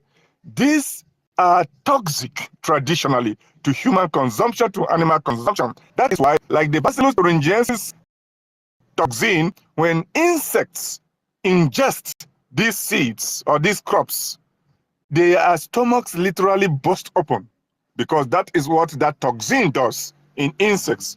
And the same is replicated in humans in a different way. BT toxin creates several kinds of celiac disorders, metabolic disorders. And that's why nowadays you see a lot of people, they will just tell you it's ulcer. These are proven facts from research carried out in reputable scientific laboratories by reputable scientists and published in peer-reviewed materials. They are all over the internet. Of course, they have tried to remove some. They tried to use their scientific terrorism to terrorize some of the authors or some of the publishers, to, like the Lancet has been terrorized to retract some of the articles that have been published, and many other scientific journals. But that does not change the fact there are other publishers that have published those things. Now, I want to talk about glyphosate and the other chemicals lastly. You see, what glyphosate does is it is a hormonal disruptor. And hormones are the chemical messengers that communicate certain behaviors and many behaviors. And of course, their relationship with enzymes that also control internal known tangible, behaviors or attributes of the biological body that we don't see, but we see happen, like a lot of the metabolites or the metabolisms that are orchestrated in the liver are controlled by certain enzymes. Now, what glyphosate does, first of all, in the crop is that it alters, it interjects, and it disrupts the natural biochemical physiology that makes the plant cells to grow. So it disrupts that and cancels that and the plant cells begin to wither, they die. And that is what shows up as the plant dying. And like someone must have said, because I was in transit, I didn't join on time, but I believe someone must have highlighted or elucidated on this. What happened was that when Monsanto developed this herbicide, glyphosate, they were sending it to farmers, and farmers were experiencing crop death too, concomitant to the weeds. But something happened. Monsanto decided, after observing that their market share value was declining because farmers were beginning to become cautious of applying glyphosate, Monsanto ended up coming up with a redesigning, re-engineering of the crops of interest such that these crops will be resistant to herbicide. The damage and the evil that this has caused to the environment, and that is to the external and the internal human environment, is that once farmers began to know through the food soldiers of glyphosate of Monsanto, which is now called Bayer Crop Science or Bayer, what they did, the food soldiers now educated farmers that now you can apply glyphosate. It is a super weed killer. It's a broad spectrum herbicide. It can kill more than one types of the weeds, and therefore you can apply it without harming your crops. And farmers experimented. They saw that that was what was working. And what do you expect next? If you look at the graphs, if you look at the publications, and if you look at data from the U.S. Department of Agriculture, which keeps a database of the use of herbicides and pesticides, the general terminology for them are pesticides, you will see that since the introduction of glyphosate, of Roundup, the use data of herbicides has been climbing steadily. Yet, purveyors of this crime will want the public to believe that the introduction of genetically modified organisms is causing, orchestrating the decrease in the usage of herbicides. Whereas the data from USDA shows that since the introduction of GMOs, the data, the usage of herbicides is increasing, and glyphosate in this case study particularly. Now, what happens is that the ubiquitous, the generous application of these herbicides onto the crops, apart from the congenital engineering and insertion of a gene that will alter the protein that produces glyphosate-like attributes that makes the crops behave in a particular way they do behave. Apart from that, a generous application of glyphosate on the field comes with a concentration spike. So the amount of glyphosate applied to the agricultural field end up being absorbed by the plants, because the plants are vascular plants. They are vascular plants. That means they have vasculature, which is akin or similar to the veins and the arteries in the animal body system or the human body system. So they transport minerals, they transport water, they transport resources from their roots upwards, and from upwards their shoots down to their roots. That's why some of the fertilizers are applied on the foliage of the crops. Now, apart from absorbing this glyphosate, this herbicide into their vascular system, they also absorb it into their tissues. And there is also a concomitant seepage and washdown of this herbicide and its metabolites. Its metabolites are those other compounds, chemical compounds that are changed into either by the environmental processes or by sunlight. So they photodegrade, they hydrodegrade, or they are degraded by some microorganisms of any sort into other compounds that are equally toxic. Now, these things wash into water bodies. These things get into the fishes, and the fishes that you eat from the natural water bodies, freshwater fishes, are not safe from these chemicals. Remember, I told you that glyphosate is a hormonal disruptor, and that is why you see the incidence of something like breast cancer is on the super rise because most of the cancer cell lines that are responsible for breast cancer primarily operate by altering hormones of women, females. Estrogen is responsible for most of the promotion of the promotion of most cancer cell lines that manifest as breast cancer and similar other cancers that are applicable to women. This is also has been published and found out and published to be applicable to males too, because there are some males that also experience breast cancers. And of course, because it's a hormonal disruptor, it also orchestrates and instigates testicular and prostate cancers in males. Now, the rate of consumption of those chemicals in our food is high because it's, apart from being absorbed into the food, it's washed into water bodies, surface water bodies, it is sipped into groundwaters, it is translocated to further distances, and it becomes available to other crops or other animals, amphibious or aquatic animals that are far from the point of application of these chemicals. And that means if someone applies it upstream, somehow you are done. It's like the case of passive tobacco smoke, that someone else is smoking tobacco, you are around the vicinity, you are inhaling the passive smoke, you are even more at danger. So these are the areas of attack. Now, apart from glyphosate directly hurting the ecosystem, hurting the environment, and insinuating a lot of non-communicable diseases, new generation diseases in animals and in humans, there is another thing that glyphosate does. It insinuates the emergence of what we call super weeds. Those weeds are the ones that have developed resistance to glyphosate. And what does that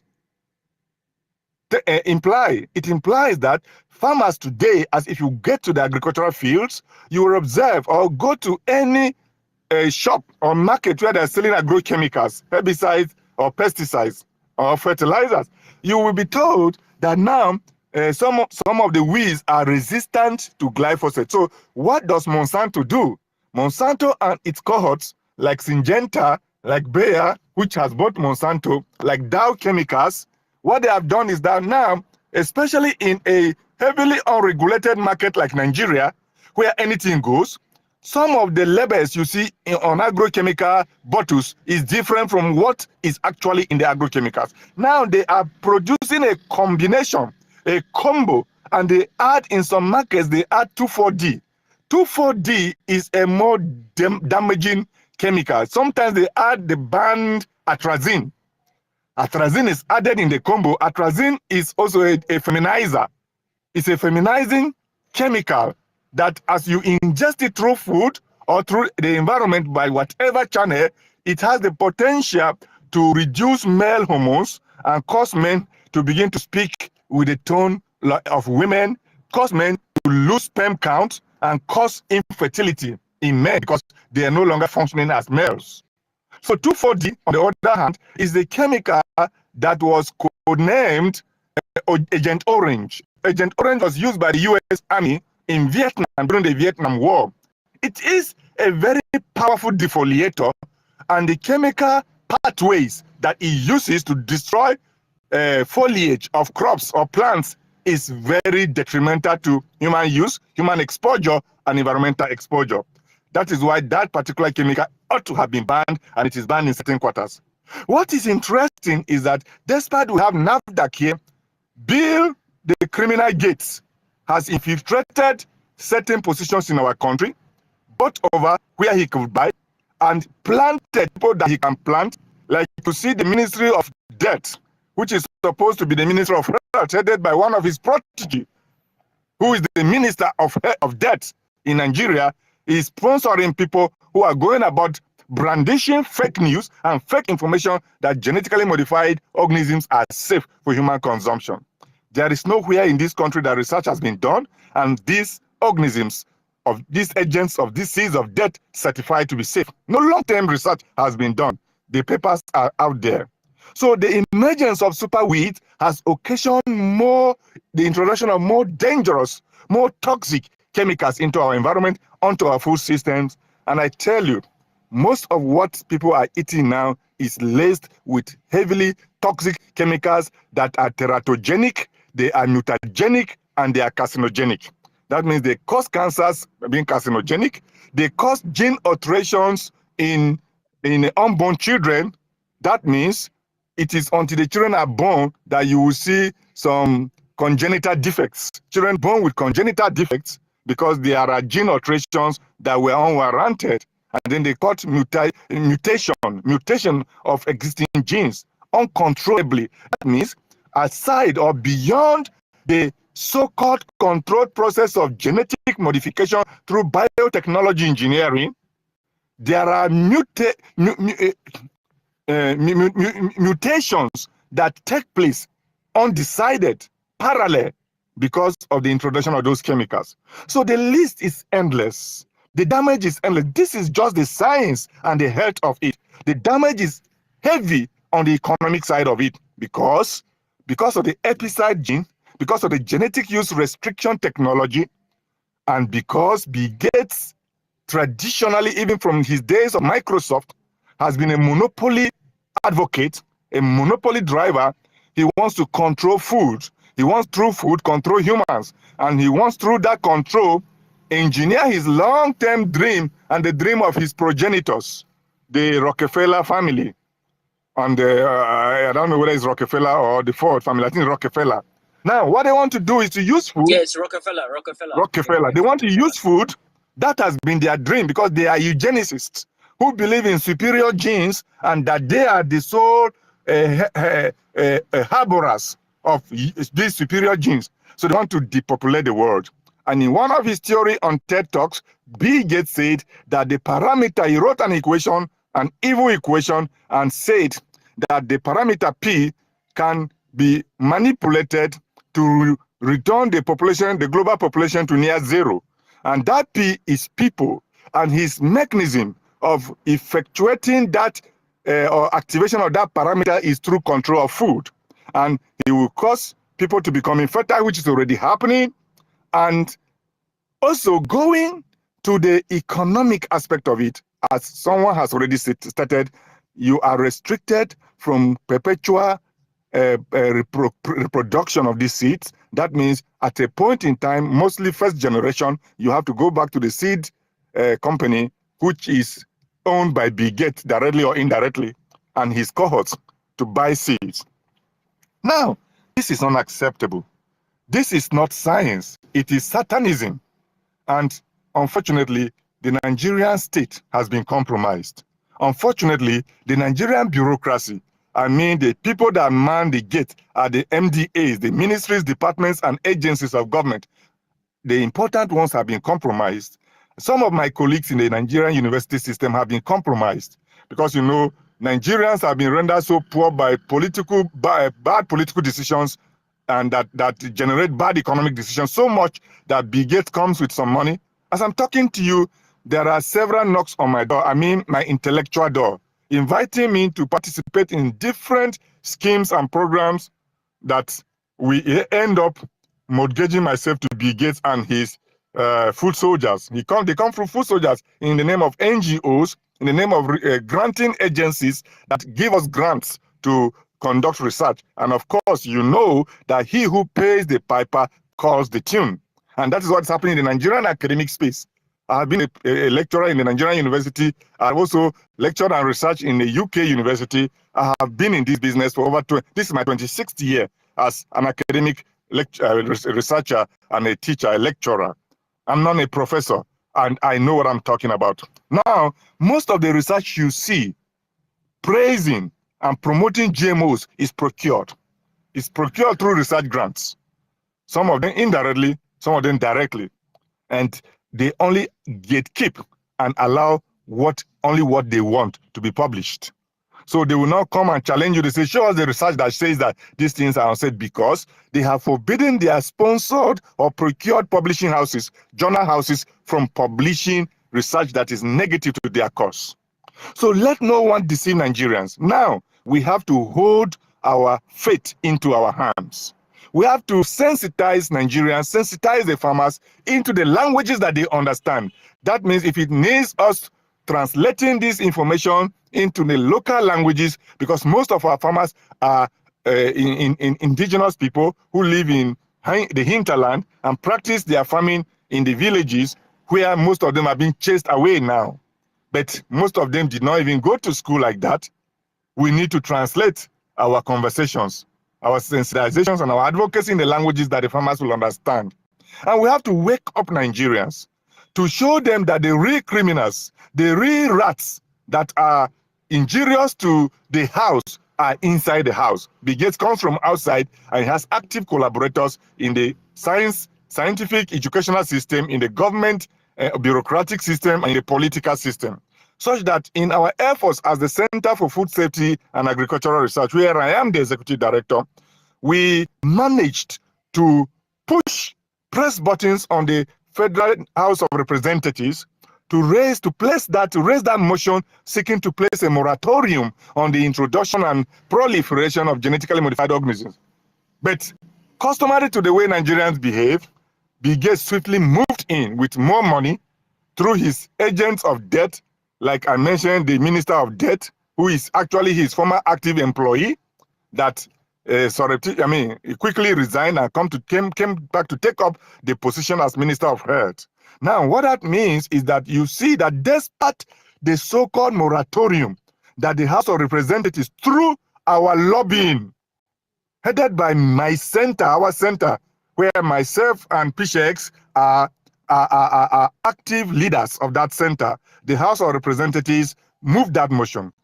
We need all hands on deck to remove the plug, whatever plug that Bill Gates has used to plug the consciences of the members of the House of Representatives, and let those of them that are even Muslims, that are even Northerners, to know that this is orchestrated against them. As they do this, and of course we can penetrate the Northern followers too, the Muslims too, so that they can hold their representatives accountable for the mass murder, these crimes against humanity that Bill Gates is orchestrating against Nigeria. So we have to move back to Abuja. We have to organize the entire country from within and from without to move against this federal legislation, to demand for nothing less than an outright repeal of that NBMA law that they passed at the twilight days of the government of President Goodluck Jonathan. They pressured him with a fake promise that they will cause his re-election, and that made him moved to sign that bill into law. Now Nigeria is suffering the consequences. So we need to go back to Abuja. We need to pressure the Senate and the House of Representatives, because most of the people out there, especially the executive, have been procured. Those who are gatekeeping have been procured by bribes from Bill and Melinda Gates Foundation and their cohorts. So the representatives in the assembly are the ones who are representing people, and somehow, sometimes, the fear of the people they are representing makes them to do the right thing, especially when we make the appropriate lobbies and we also put the appropriate pressures. And that notwithstanding, we also not need just concentrate on the federal legislature, but we also need to focus on the different state legislatures, houses of assemblies, to pressurize them, because agriculture in Nigeria is on the concurrent list of the Constitution of the Federal Republic of Nigeria. And that is why, according to the Land Use Act of 1978 into 1979, the land in the states is actually in the custody of the state governors. So they hold the land in the state in trust for the indigenous people of that state. And that is why it is the governors that issue certificates of occupancy, the C of O's, for lands, even to federal government institutions or establishments. So we need to profile these people or these institutions that we need to swiftly move to utilize the court of public opinion, and move Nigerians against these people. And also move the farmers, like we are organizing a symposium, a strategic symposium, and a high-level dialogue for farmers, grassroots farmers across the north central states, the middle belt states of Nigeria, Benue, Taraba. Taraba is not north central, but it's in middle belt. It's within the same belt, food production belt. Benue, Taraba, Plateau, Nasarawa, Niger, and FCT. We need to sensitize farmers and come up with more stronger narratives so that we don't limit these things on these spaces, but we move into the grassroots. Because as I'm talking to you now, from where I'm speaking in Benue State, Syngenta is in town. Syngenta is holding fora with different farmer groups and convincing them. And you know, in Nigeria, once they say something is free, they will jump at it because the mind of the average Nigerian has been so impoverished by poor political and economic policies that they jump at anything. And without knowing that most of the free gifts are actually Greek gifts. They are gifts that harbor depth. So we need to do that in collaboration with us. We need to pull our hands and resources together. When I mean resources, our human resources, intellectual resources, our voices, to add wherever we are staging this, where we are sponsoring and organizing grounds operations and grassroots operations, your Twitter handles will be available because this war must be won. Yeah. Not just the battle. This war must be won. Yeah. And we are ready. We are ready to win it because this country belongs to us. Yeah. Interestingly, as much as I may be working for the government and with the government, I will not mortgage my generations to come because of political correctness. So, irrespective of our relationship with the people in government, we must put country first, not people first. And here is a clarion call to action that the science that I practice has shown us that we are playing with death, and not death of human beings, but death of generations. Through genetically modified organisms, they are poisonous chemicals that are concomitant in their production, in their engineering, and in their application in the fields. Thank you so much for this Thank opportunity you. that you have listened to me. I could say more, but I think I should allow time for others to also speak. Thank you very much, Prof. I mean, maybe after this, some of us can say we are GMO experts. These are masterclass, and I must thank you very much, Prof. Thank you, P-Shex. Thank you, Mr. Okechukwu. I must comment violence. I was keen on because I know normally I need to commend people on this space. Normally, Nigerians tend to shy away from majority of Nigerians tend to shy away from conversations that are maybe come quote unquote too technical. And I had encouraged people on the space to say, okay, let's probably listen more today than having, because normally our spaces we have a lot of people speak, bring in perspectives, but I knew today's space wasn't one where we needed to hurry someone that's trying to give us a lot of information regarding something we have limited knowledge about. So, funny enough, for some good reason, the request dropped, but people kept trooping into this play. I was observing the level for a long time. I saw it remained, and commendation to you guys that are listening. I really hope we take this clarion call, like we take it serious. I mean, of course, we all have limitations to what we can do, right? So nobody's saying, if you can mobilize people, stage protest, please do it. But the least you should be doing is passing this information around. Talking to them, that's the least. I mean, that's even if you are not doing anything, then let's just say that's what you're doing. Telling people about it, tweeting about it. This GMO must not, like, we cannot afford it. But I'll just so I still have you here, Prof. Puli, I still have Mr. Okechukwu, I still have Pishek. But I just want to take other random speakers, mostly maybe to ask questions within the limited time that we have left. So I'm going to start from Mommy B actually. Well, me, please, just a minute, please. Okay, go Before, ahead. let me just thank Prof also and just buttress what he said. Thank you very much, Prof. I think it's been a master's class for us here. We've learned. Education is very, very important. Anybody that says that it's not important is a liar. I just want to add to what you guys have been saying about Bill Gates for Nigerians to listen to the man himself speak. Please just spare me just 30 seconds or so. When our foundation first started up, it was focused on reproductive health. That was the main thing we did because I thought, population growth in poor countries is the biggest problem they face. First, we've got population. Now, the world today has 6.8 billion people. That's headed up to about 9 billion. Now, if we do a really great job on new vaccines, healthcare, reproductive health services, we could lower that by perhaps 10 or 15%. How can... All right, that's Bill Gates for you.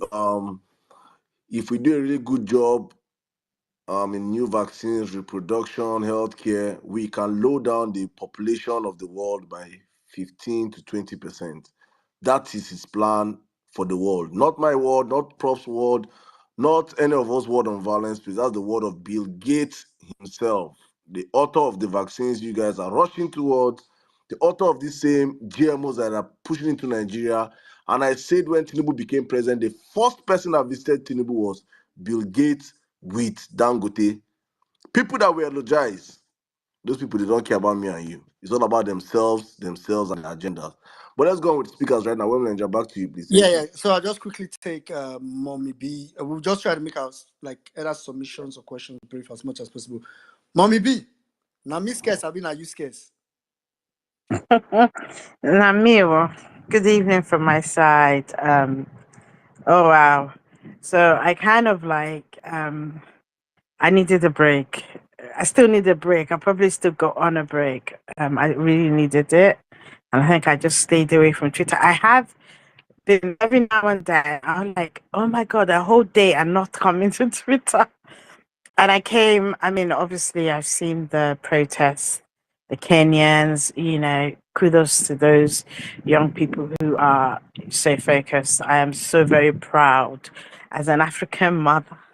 I'm so proud of them. We should give them all the support we can and learn thing or two. In terms of GMOs, I remember back in the 90s when we were doing the Greenpeace. Greenpeace was like busy, like burning down fields of GMO plants and all the rest of it, and there was lots of protests in the UK.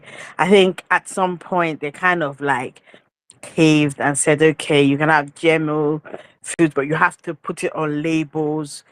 So wherever I can, I try and buy organic, but it is what it is. And I'd always been of the opinion, wait, when they were having their own children, right? And you have to remember back in the day before contraception, even in Europe and everyone else, they were giving birth to kids, nobody was stopping them. Mm. So now, because they now feel, oh, if we allow Africans to continue reproducing at that rate, at some point we'll take over the world. They don't want that.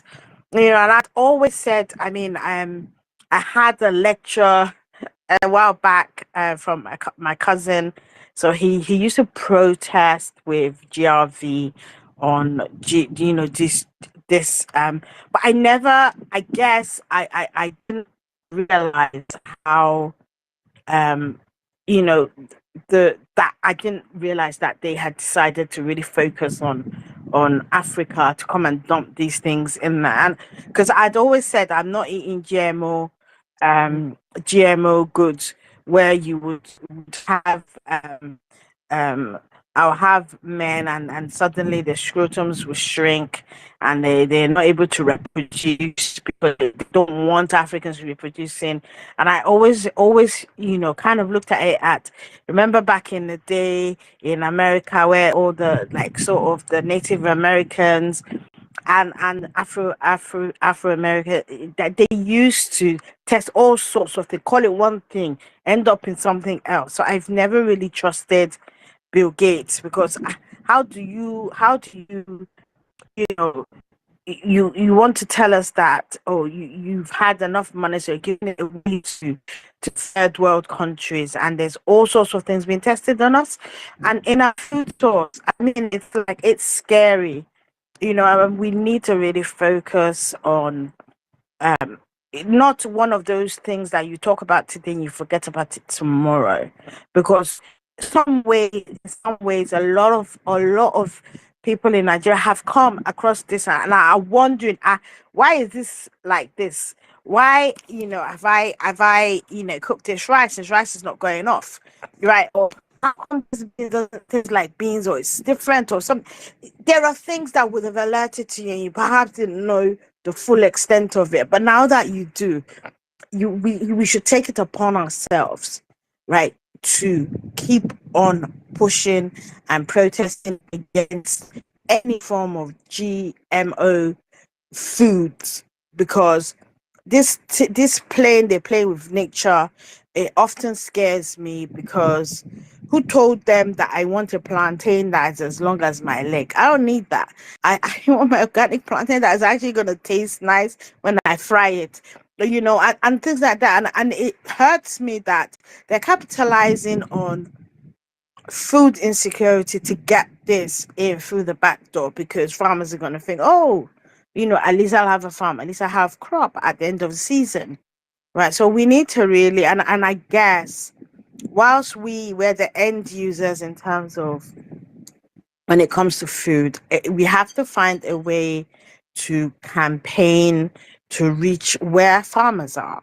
Those are the people they're targeting, right? Those are the people that need this information, need to understand. But at the same time, we have to find a way in it, to encourage organic farming, invest in it, refuse to yield to this way. I mean, I don't trust our government. God knows the kind of deals they've done. As long as they're getting money out of it, they don't really care whether you eat plastic rice, or whatnot. But it's scary. And listening to the gentlemen who have speaking today just rekindled the fear I had in the 90s when the fight was here in the UK. And, I just hope that we can remain focused, right? Whilst we're pulling this government, we also need to focus on what they're allowing, and we need to fight. We need to really take the fight to them and make sure that everybody knows the risk involved and what the people like Bill Gates are doing to us. Anyway, that's all I had to say. Thank you, All Ayod. right, thank you very much, And my we guy. need to fight. We need to really take the fight to them and make sure that everybody Thank you very much, Goma. over what the people like Bill Gates are doing to us. Anyway, Okay. Uh, all right. Okay, quickly, let me just take. I'll quickly come to Velele. Sorry, Velele, hold on. Zos, I know. I think you were even dropping and coming at some point. I don't know if you're there and probably want to quickly chip in something. Yeah, let just take a few speakers. I'll come in soon. Okay, that's fine. All right, quickly, let me just take Velele. Velele, you always come with this quick summary again. Today, I'll need you to make a quick summary, but I think your point from last week, your connections, is still in my head, and it made a lot of sense. Please go ahead, Velele. Okay, thank you. My message for today is very straightforward, though. Please, Nigerians in Nigeria, you should count yourself as dead people. I was listening at the top of the space where I think I've forgotten who was mentioning strengthening your resolve. That's where we should be now. In my mind, GMOs they are like the symptom of the problem, and the core problem is the fact that our lives right now in this country are just meaningless. Anybody can bring up anything and just do anything. Right? I don't really have much to say because you can have been paying attention and taking notes. I wanted to ask P-Shex, please. For those of us that want to go and spread this information to farmers in our villages and to market women and family members, can you help us with 2 flyers? I was looking at 2 flyers. One flyer that will attack the conscience of the market women and the market people and the people that are buying it, and another flyer that will attack the conscience of the farmers. Right? If we can get just these 2 copies with enough of this devastating information that you've given us here, with maybe some infographics front and back, one for the consumers and one for the farmer people. You can just send the copies and then we will look for a way within ourselves, like we're doing for the boots on the ground and all that, to do the printing and sharing. Again, that's just what I wanted to mention, because of DMs get a bit messy. Just to reinforce, Nigerians are dead people. We need to actually move out to the streets and be dying like the Kenyans are dying now, because if kidnapping does not take you, GMOs will take you. If GMO does not take you, it's all manner of nonsense. Again, please, just these flyers. That's what I came up to say. All Thank you right, guys thank you so very much. much, Velele. Pishex, I don't know if you heard him, but if you think that's something workable. Pishex, we can't hear you. I don't know if probably you're using some headphones. Appreciate. I don't know if you're speaking, but we can hear you.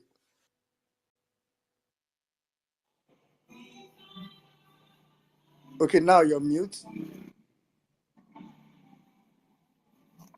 Yes, I got that request. I can speak on behalf of Okay, go ahead. Appreciate. This is Go Prof. ahead, Prof. Yes, we make that available. Our center will do that. We do that. We are willing and glad to do Okay. that Okay. because we are taking this responsibility to drive this process and we must drive it to the finish. There is so much devastation. It's like for me, as a scientist that have been in the lab and I have been in the, I'm trained in the UK. I know what is happening. There is so much more danger. Like the genetically modified mosquitoes have, the program has been on. I worked in a laboratory center that we're doing certain things like this. So if we let this GMO thing fly, I can tell you, like one of the last speakers said, Nigeria is gone. And we must make it in a way that people who are going to ask Nigerians to vote for them in any other election, we have to be asked certain questions with respect to their allegiance to those agents Yeah. of death. So we will do that. We will accede to All that right. request. Most. All right.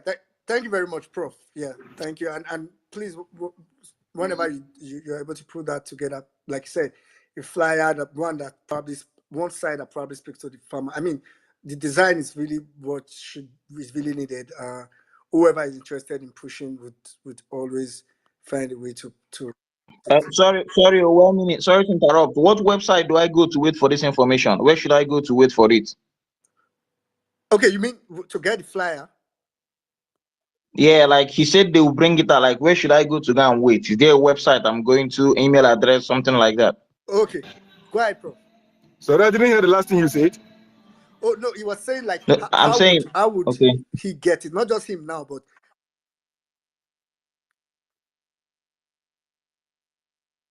Information. We'll Okay. share it with the violence spaces team. We would okay, also put it on our website. I will share the website in the comment section. And also, since we started, a lot of people have been since this campaign really took a lot of steam. A lot of people have been asking for information, how they can learn more, and also how we can collaborate with them. So what we did was we created a small Telegram. We just created a Telegram group, and we're dropping a lot of research materials there, study materials where people can read, and we also drop the flyers there. As early as maybe like tomorrow or next tomorrow, we should have flyers there. We actually have one flyer there at the moment, but we would make a special one for this purpose. So it will be, like I said, 3 places. We'll make it available to the violence team. We'll also the violence space team. We'll put it on the website. That is, I'll post the website in the comment section, and also we'll put it in the Telegram group. We'll work on okay, it. Thank you. Thank you okay. very much. Maybe you could also put the Telegram group link on the comment section. I know Telegram is quite a little bit open, so um, people don't usually have access to phone numbers. So if that's possible, fine. But if not, it's Yeah. Yes. all I'll right. do that now. Thank All you. right. Okay. Thank you very much. So quickly, I'm just going to go straight to. Um, okay, let me quickly take Rita because I know our network is. So Rita, make it quick. Go ahead. All right, thank you, all meaning. Greetings, everybody. Prof, I greet you especially. All our speakers, JCO and Patient, thank you very much.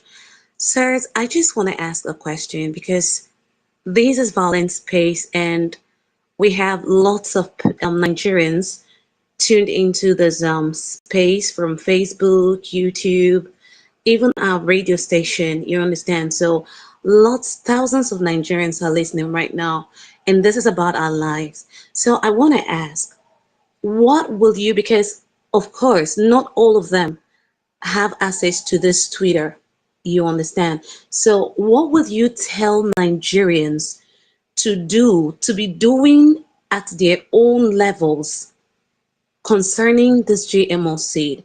And also, are we just going to have just this space once? And this one is including Saddam now. Are we just going to have this space today and just let it be and just be tweeting and, whenever at will? Or are we going to keep this GMO talk going on spaces like this just to create more awareness and also to put the people involved on their toes? Sir, Okay. maybe Prof should please. Yeah. So Salam will probably answer after Prof or Patience. Yes, please. Thank you. What's the message? Yeah. What Prof, I think Vita is saying, what do Nigerians start to do now? Those that probably have access to Twitter.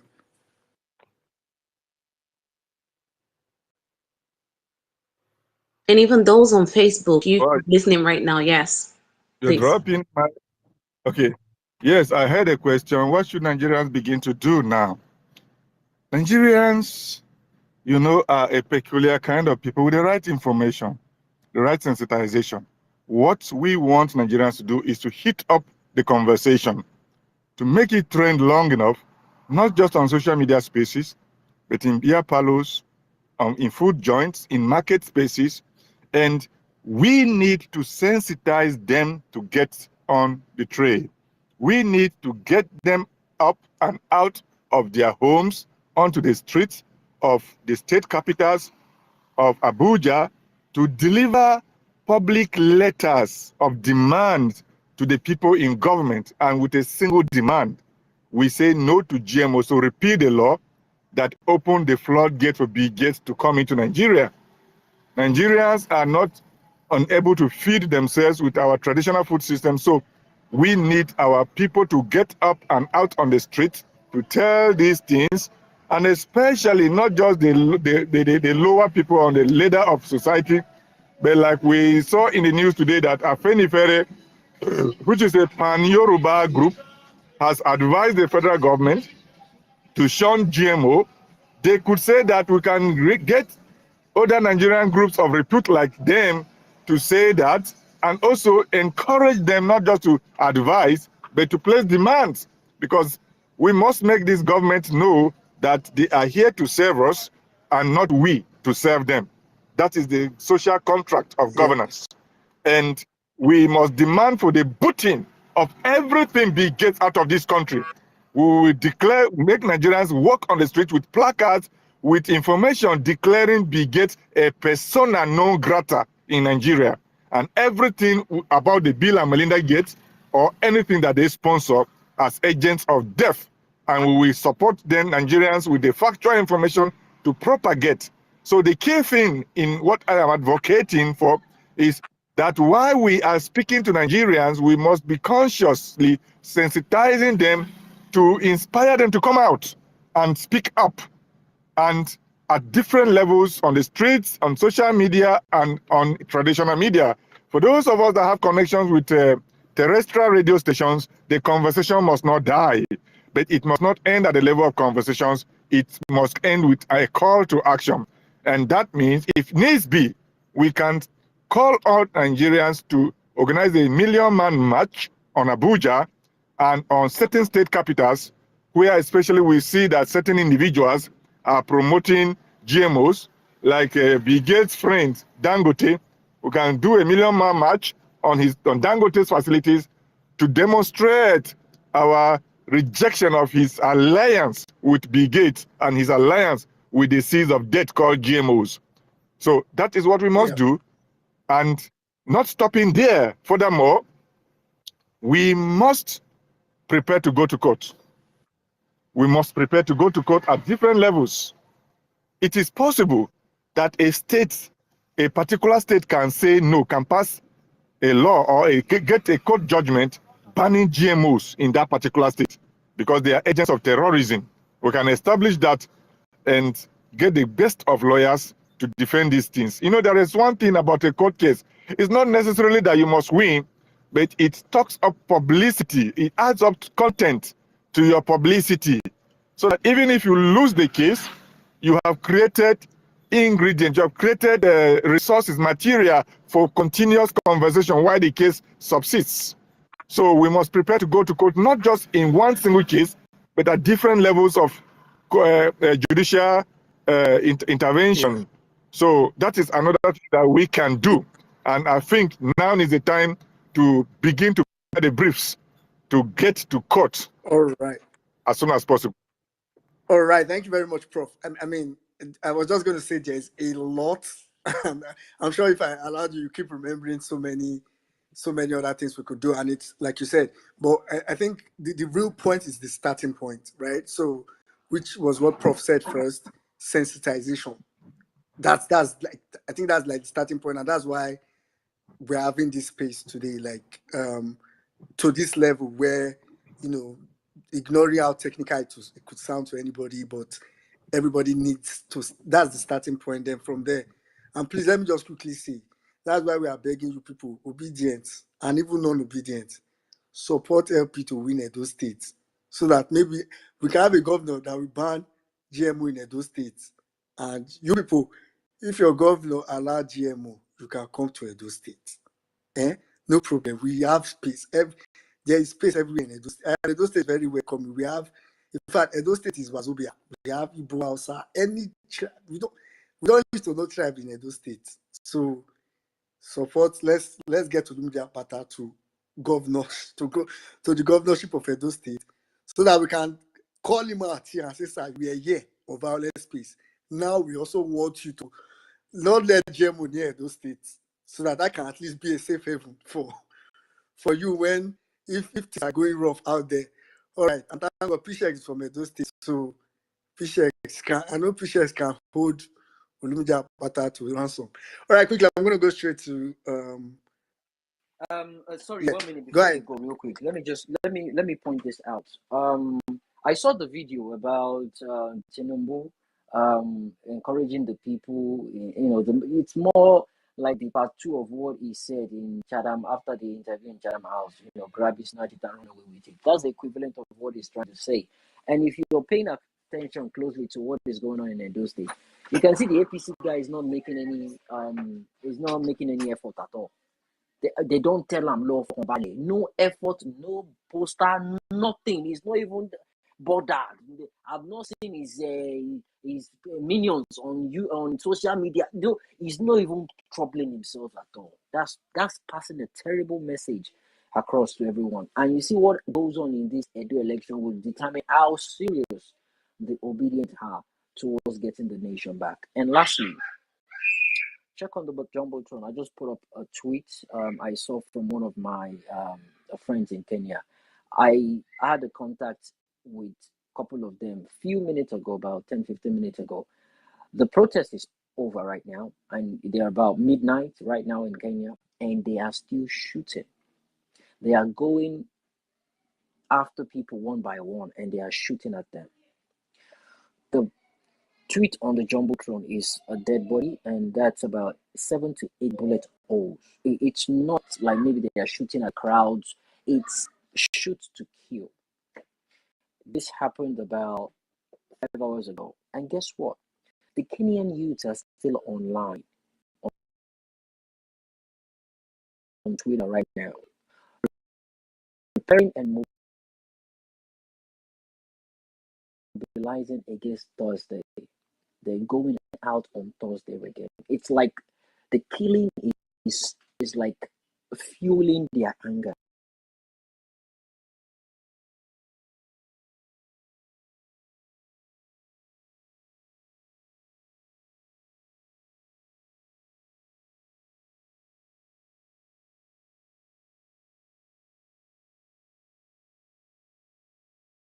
Thank you very much, Jimmy. So I don't know Rita's second question. I know, Rita, I want to assume that's why you're raising your hand, because if not, I'm not giving you the mic again. So, Rita's second question is Big now. about the number of, like, what are we going to just display? Saddam, do you want to answer that question? I feel like I have an answer, but I want you to answer it. Look, you can answer it now. We'll be having spaces on this. I think this one topic that that has to do with Nigeria. As in, well, this one there's no party affiliation to this one. It is our lives. I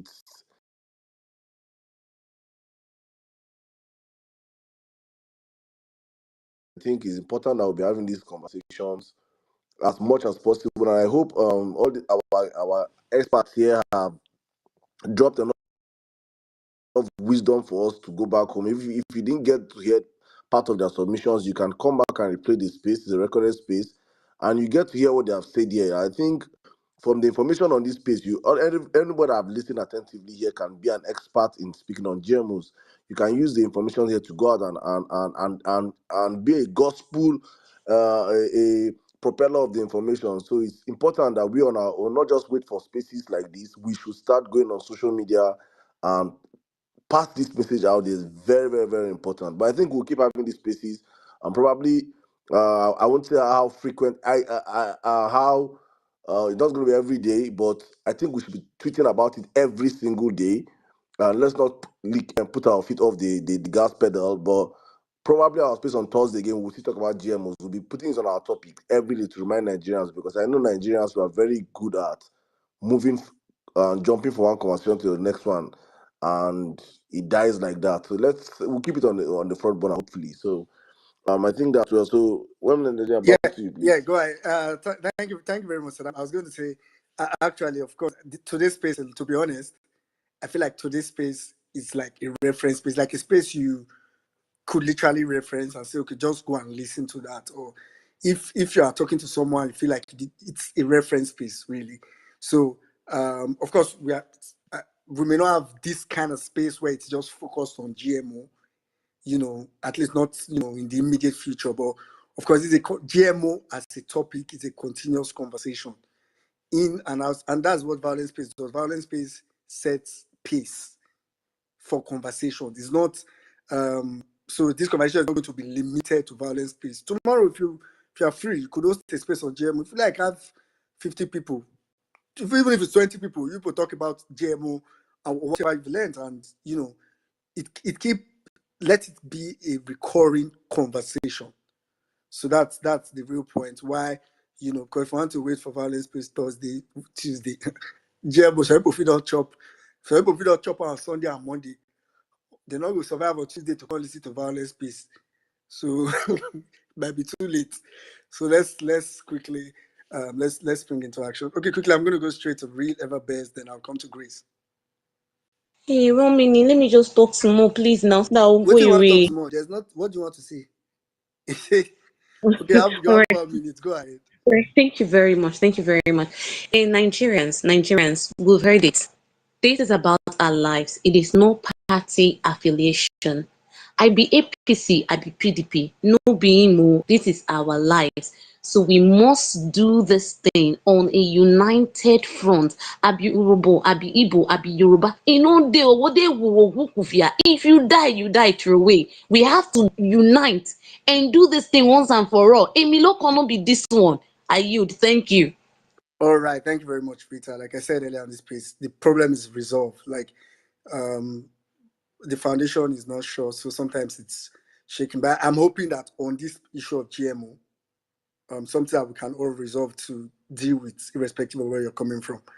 All right, quickly, real ever best, as quick as possible because we are on the running line. All right, quickly, go ahead, real ever best.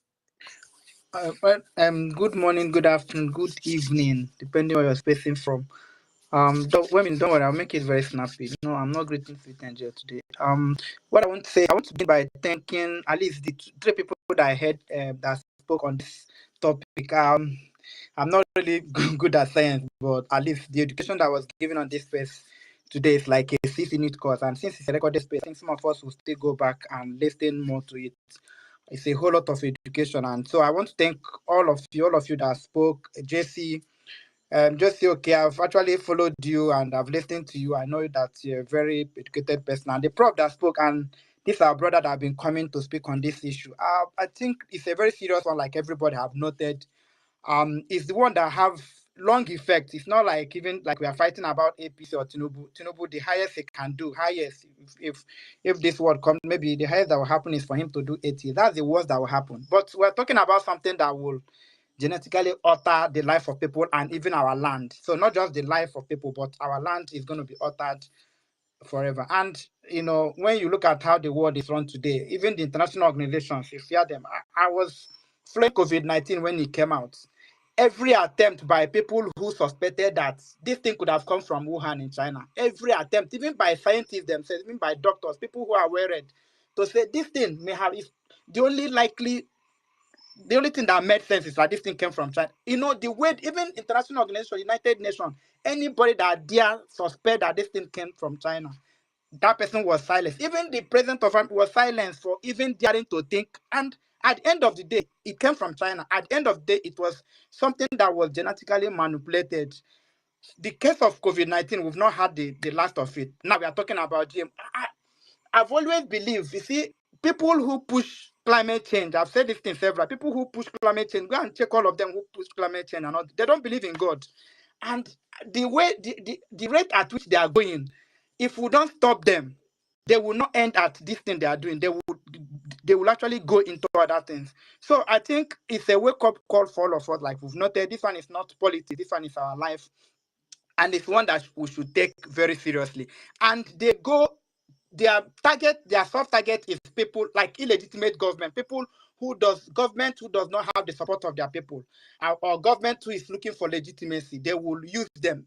And there is something that was said here this evening, because if I had not perhaps been on this space, I wouldn't have, actually reconciled it the way it was said. Because I've always wondered, how come that Nigerians, we are getting hungry on daily basis, prices of food, not the ones we are imported, the ones we are producing in this country, we can no longer produce. How come that our farmers are being killed and are being kept in IDP homes? They cannot. Governments seem incapacitated to do anything. Like, we know we have land, we know we have farmers that can farm, and yet people are going, killing them, and the government is not doing anything to protect them. Can't our military even go and protect our farmers? And what Oke said here this evening is that I don't think there's any truth that can be more than that. That this thing is actually an attempt to make sure our farmers don't go back to farm. We remain so hungry so that they can bring this seed, and the seed will be the new agriculture of Nigeria. So I think this is things we should take seriously, to say, oh, if this is more than religion, like I would have been somebody that would have said, oh, it's a religious something and not just something. But what was said here this evening and all the fact that was laid to bear, meaning it's not about religion, it's about manipulation. There are people who are manipulating us.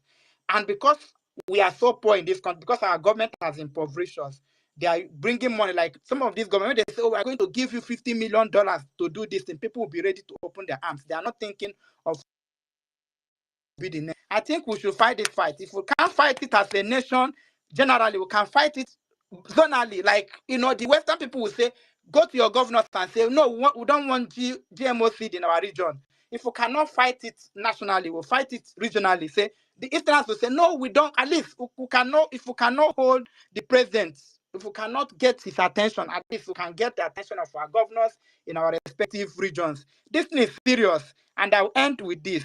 The statement that Tinubu made today is a very serious one. I think it's one we should not take for granted. I think we should actually plan to do a protest and go to INEC office in Edo and ask them, if they don't want to conduct election, if already they've written results, let us not waste our time. Let us just go and arrest rats. At the end of the day, they will announce who they want to announce. And let us all mobilize to go to INEC office in Abuja and tell them, if they are not ready, if they are not going to conduct election, let us not waste our time. 3 months is still enough time for people to spend their money, to even spend their resources in the name of conducting election. Let us just go and rest.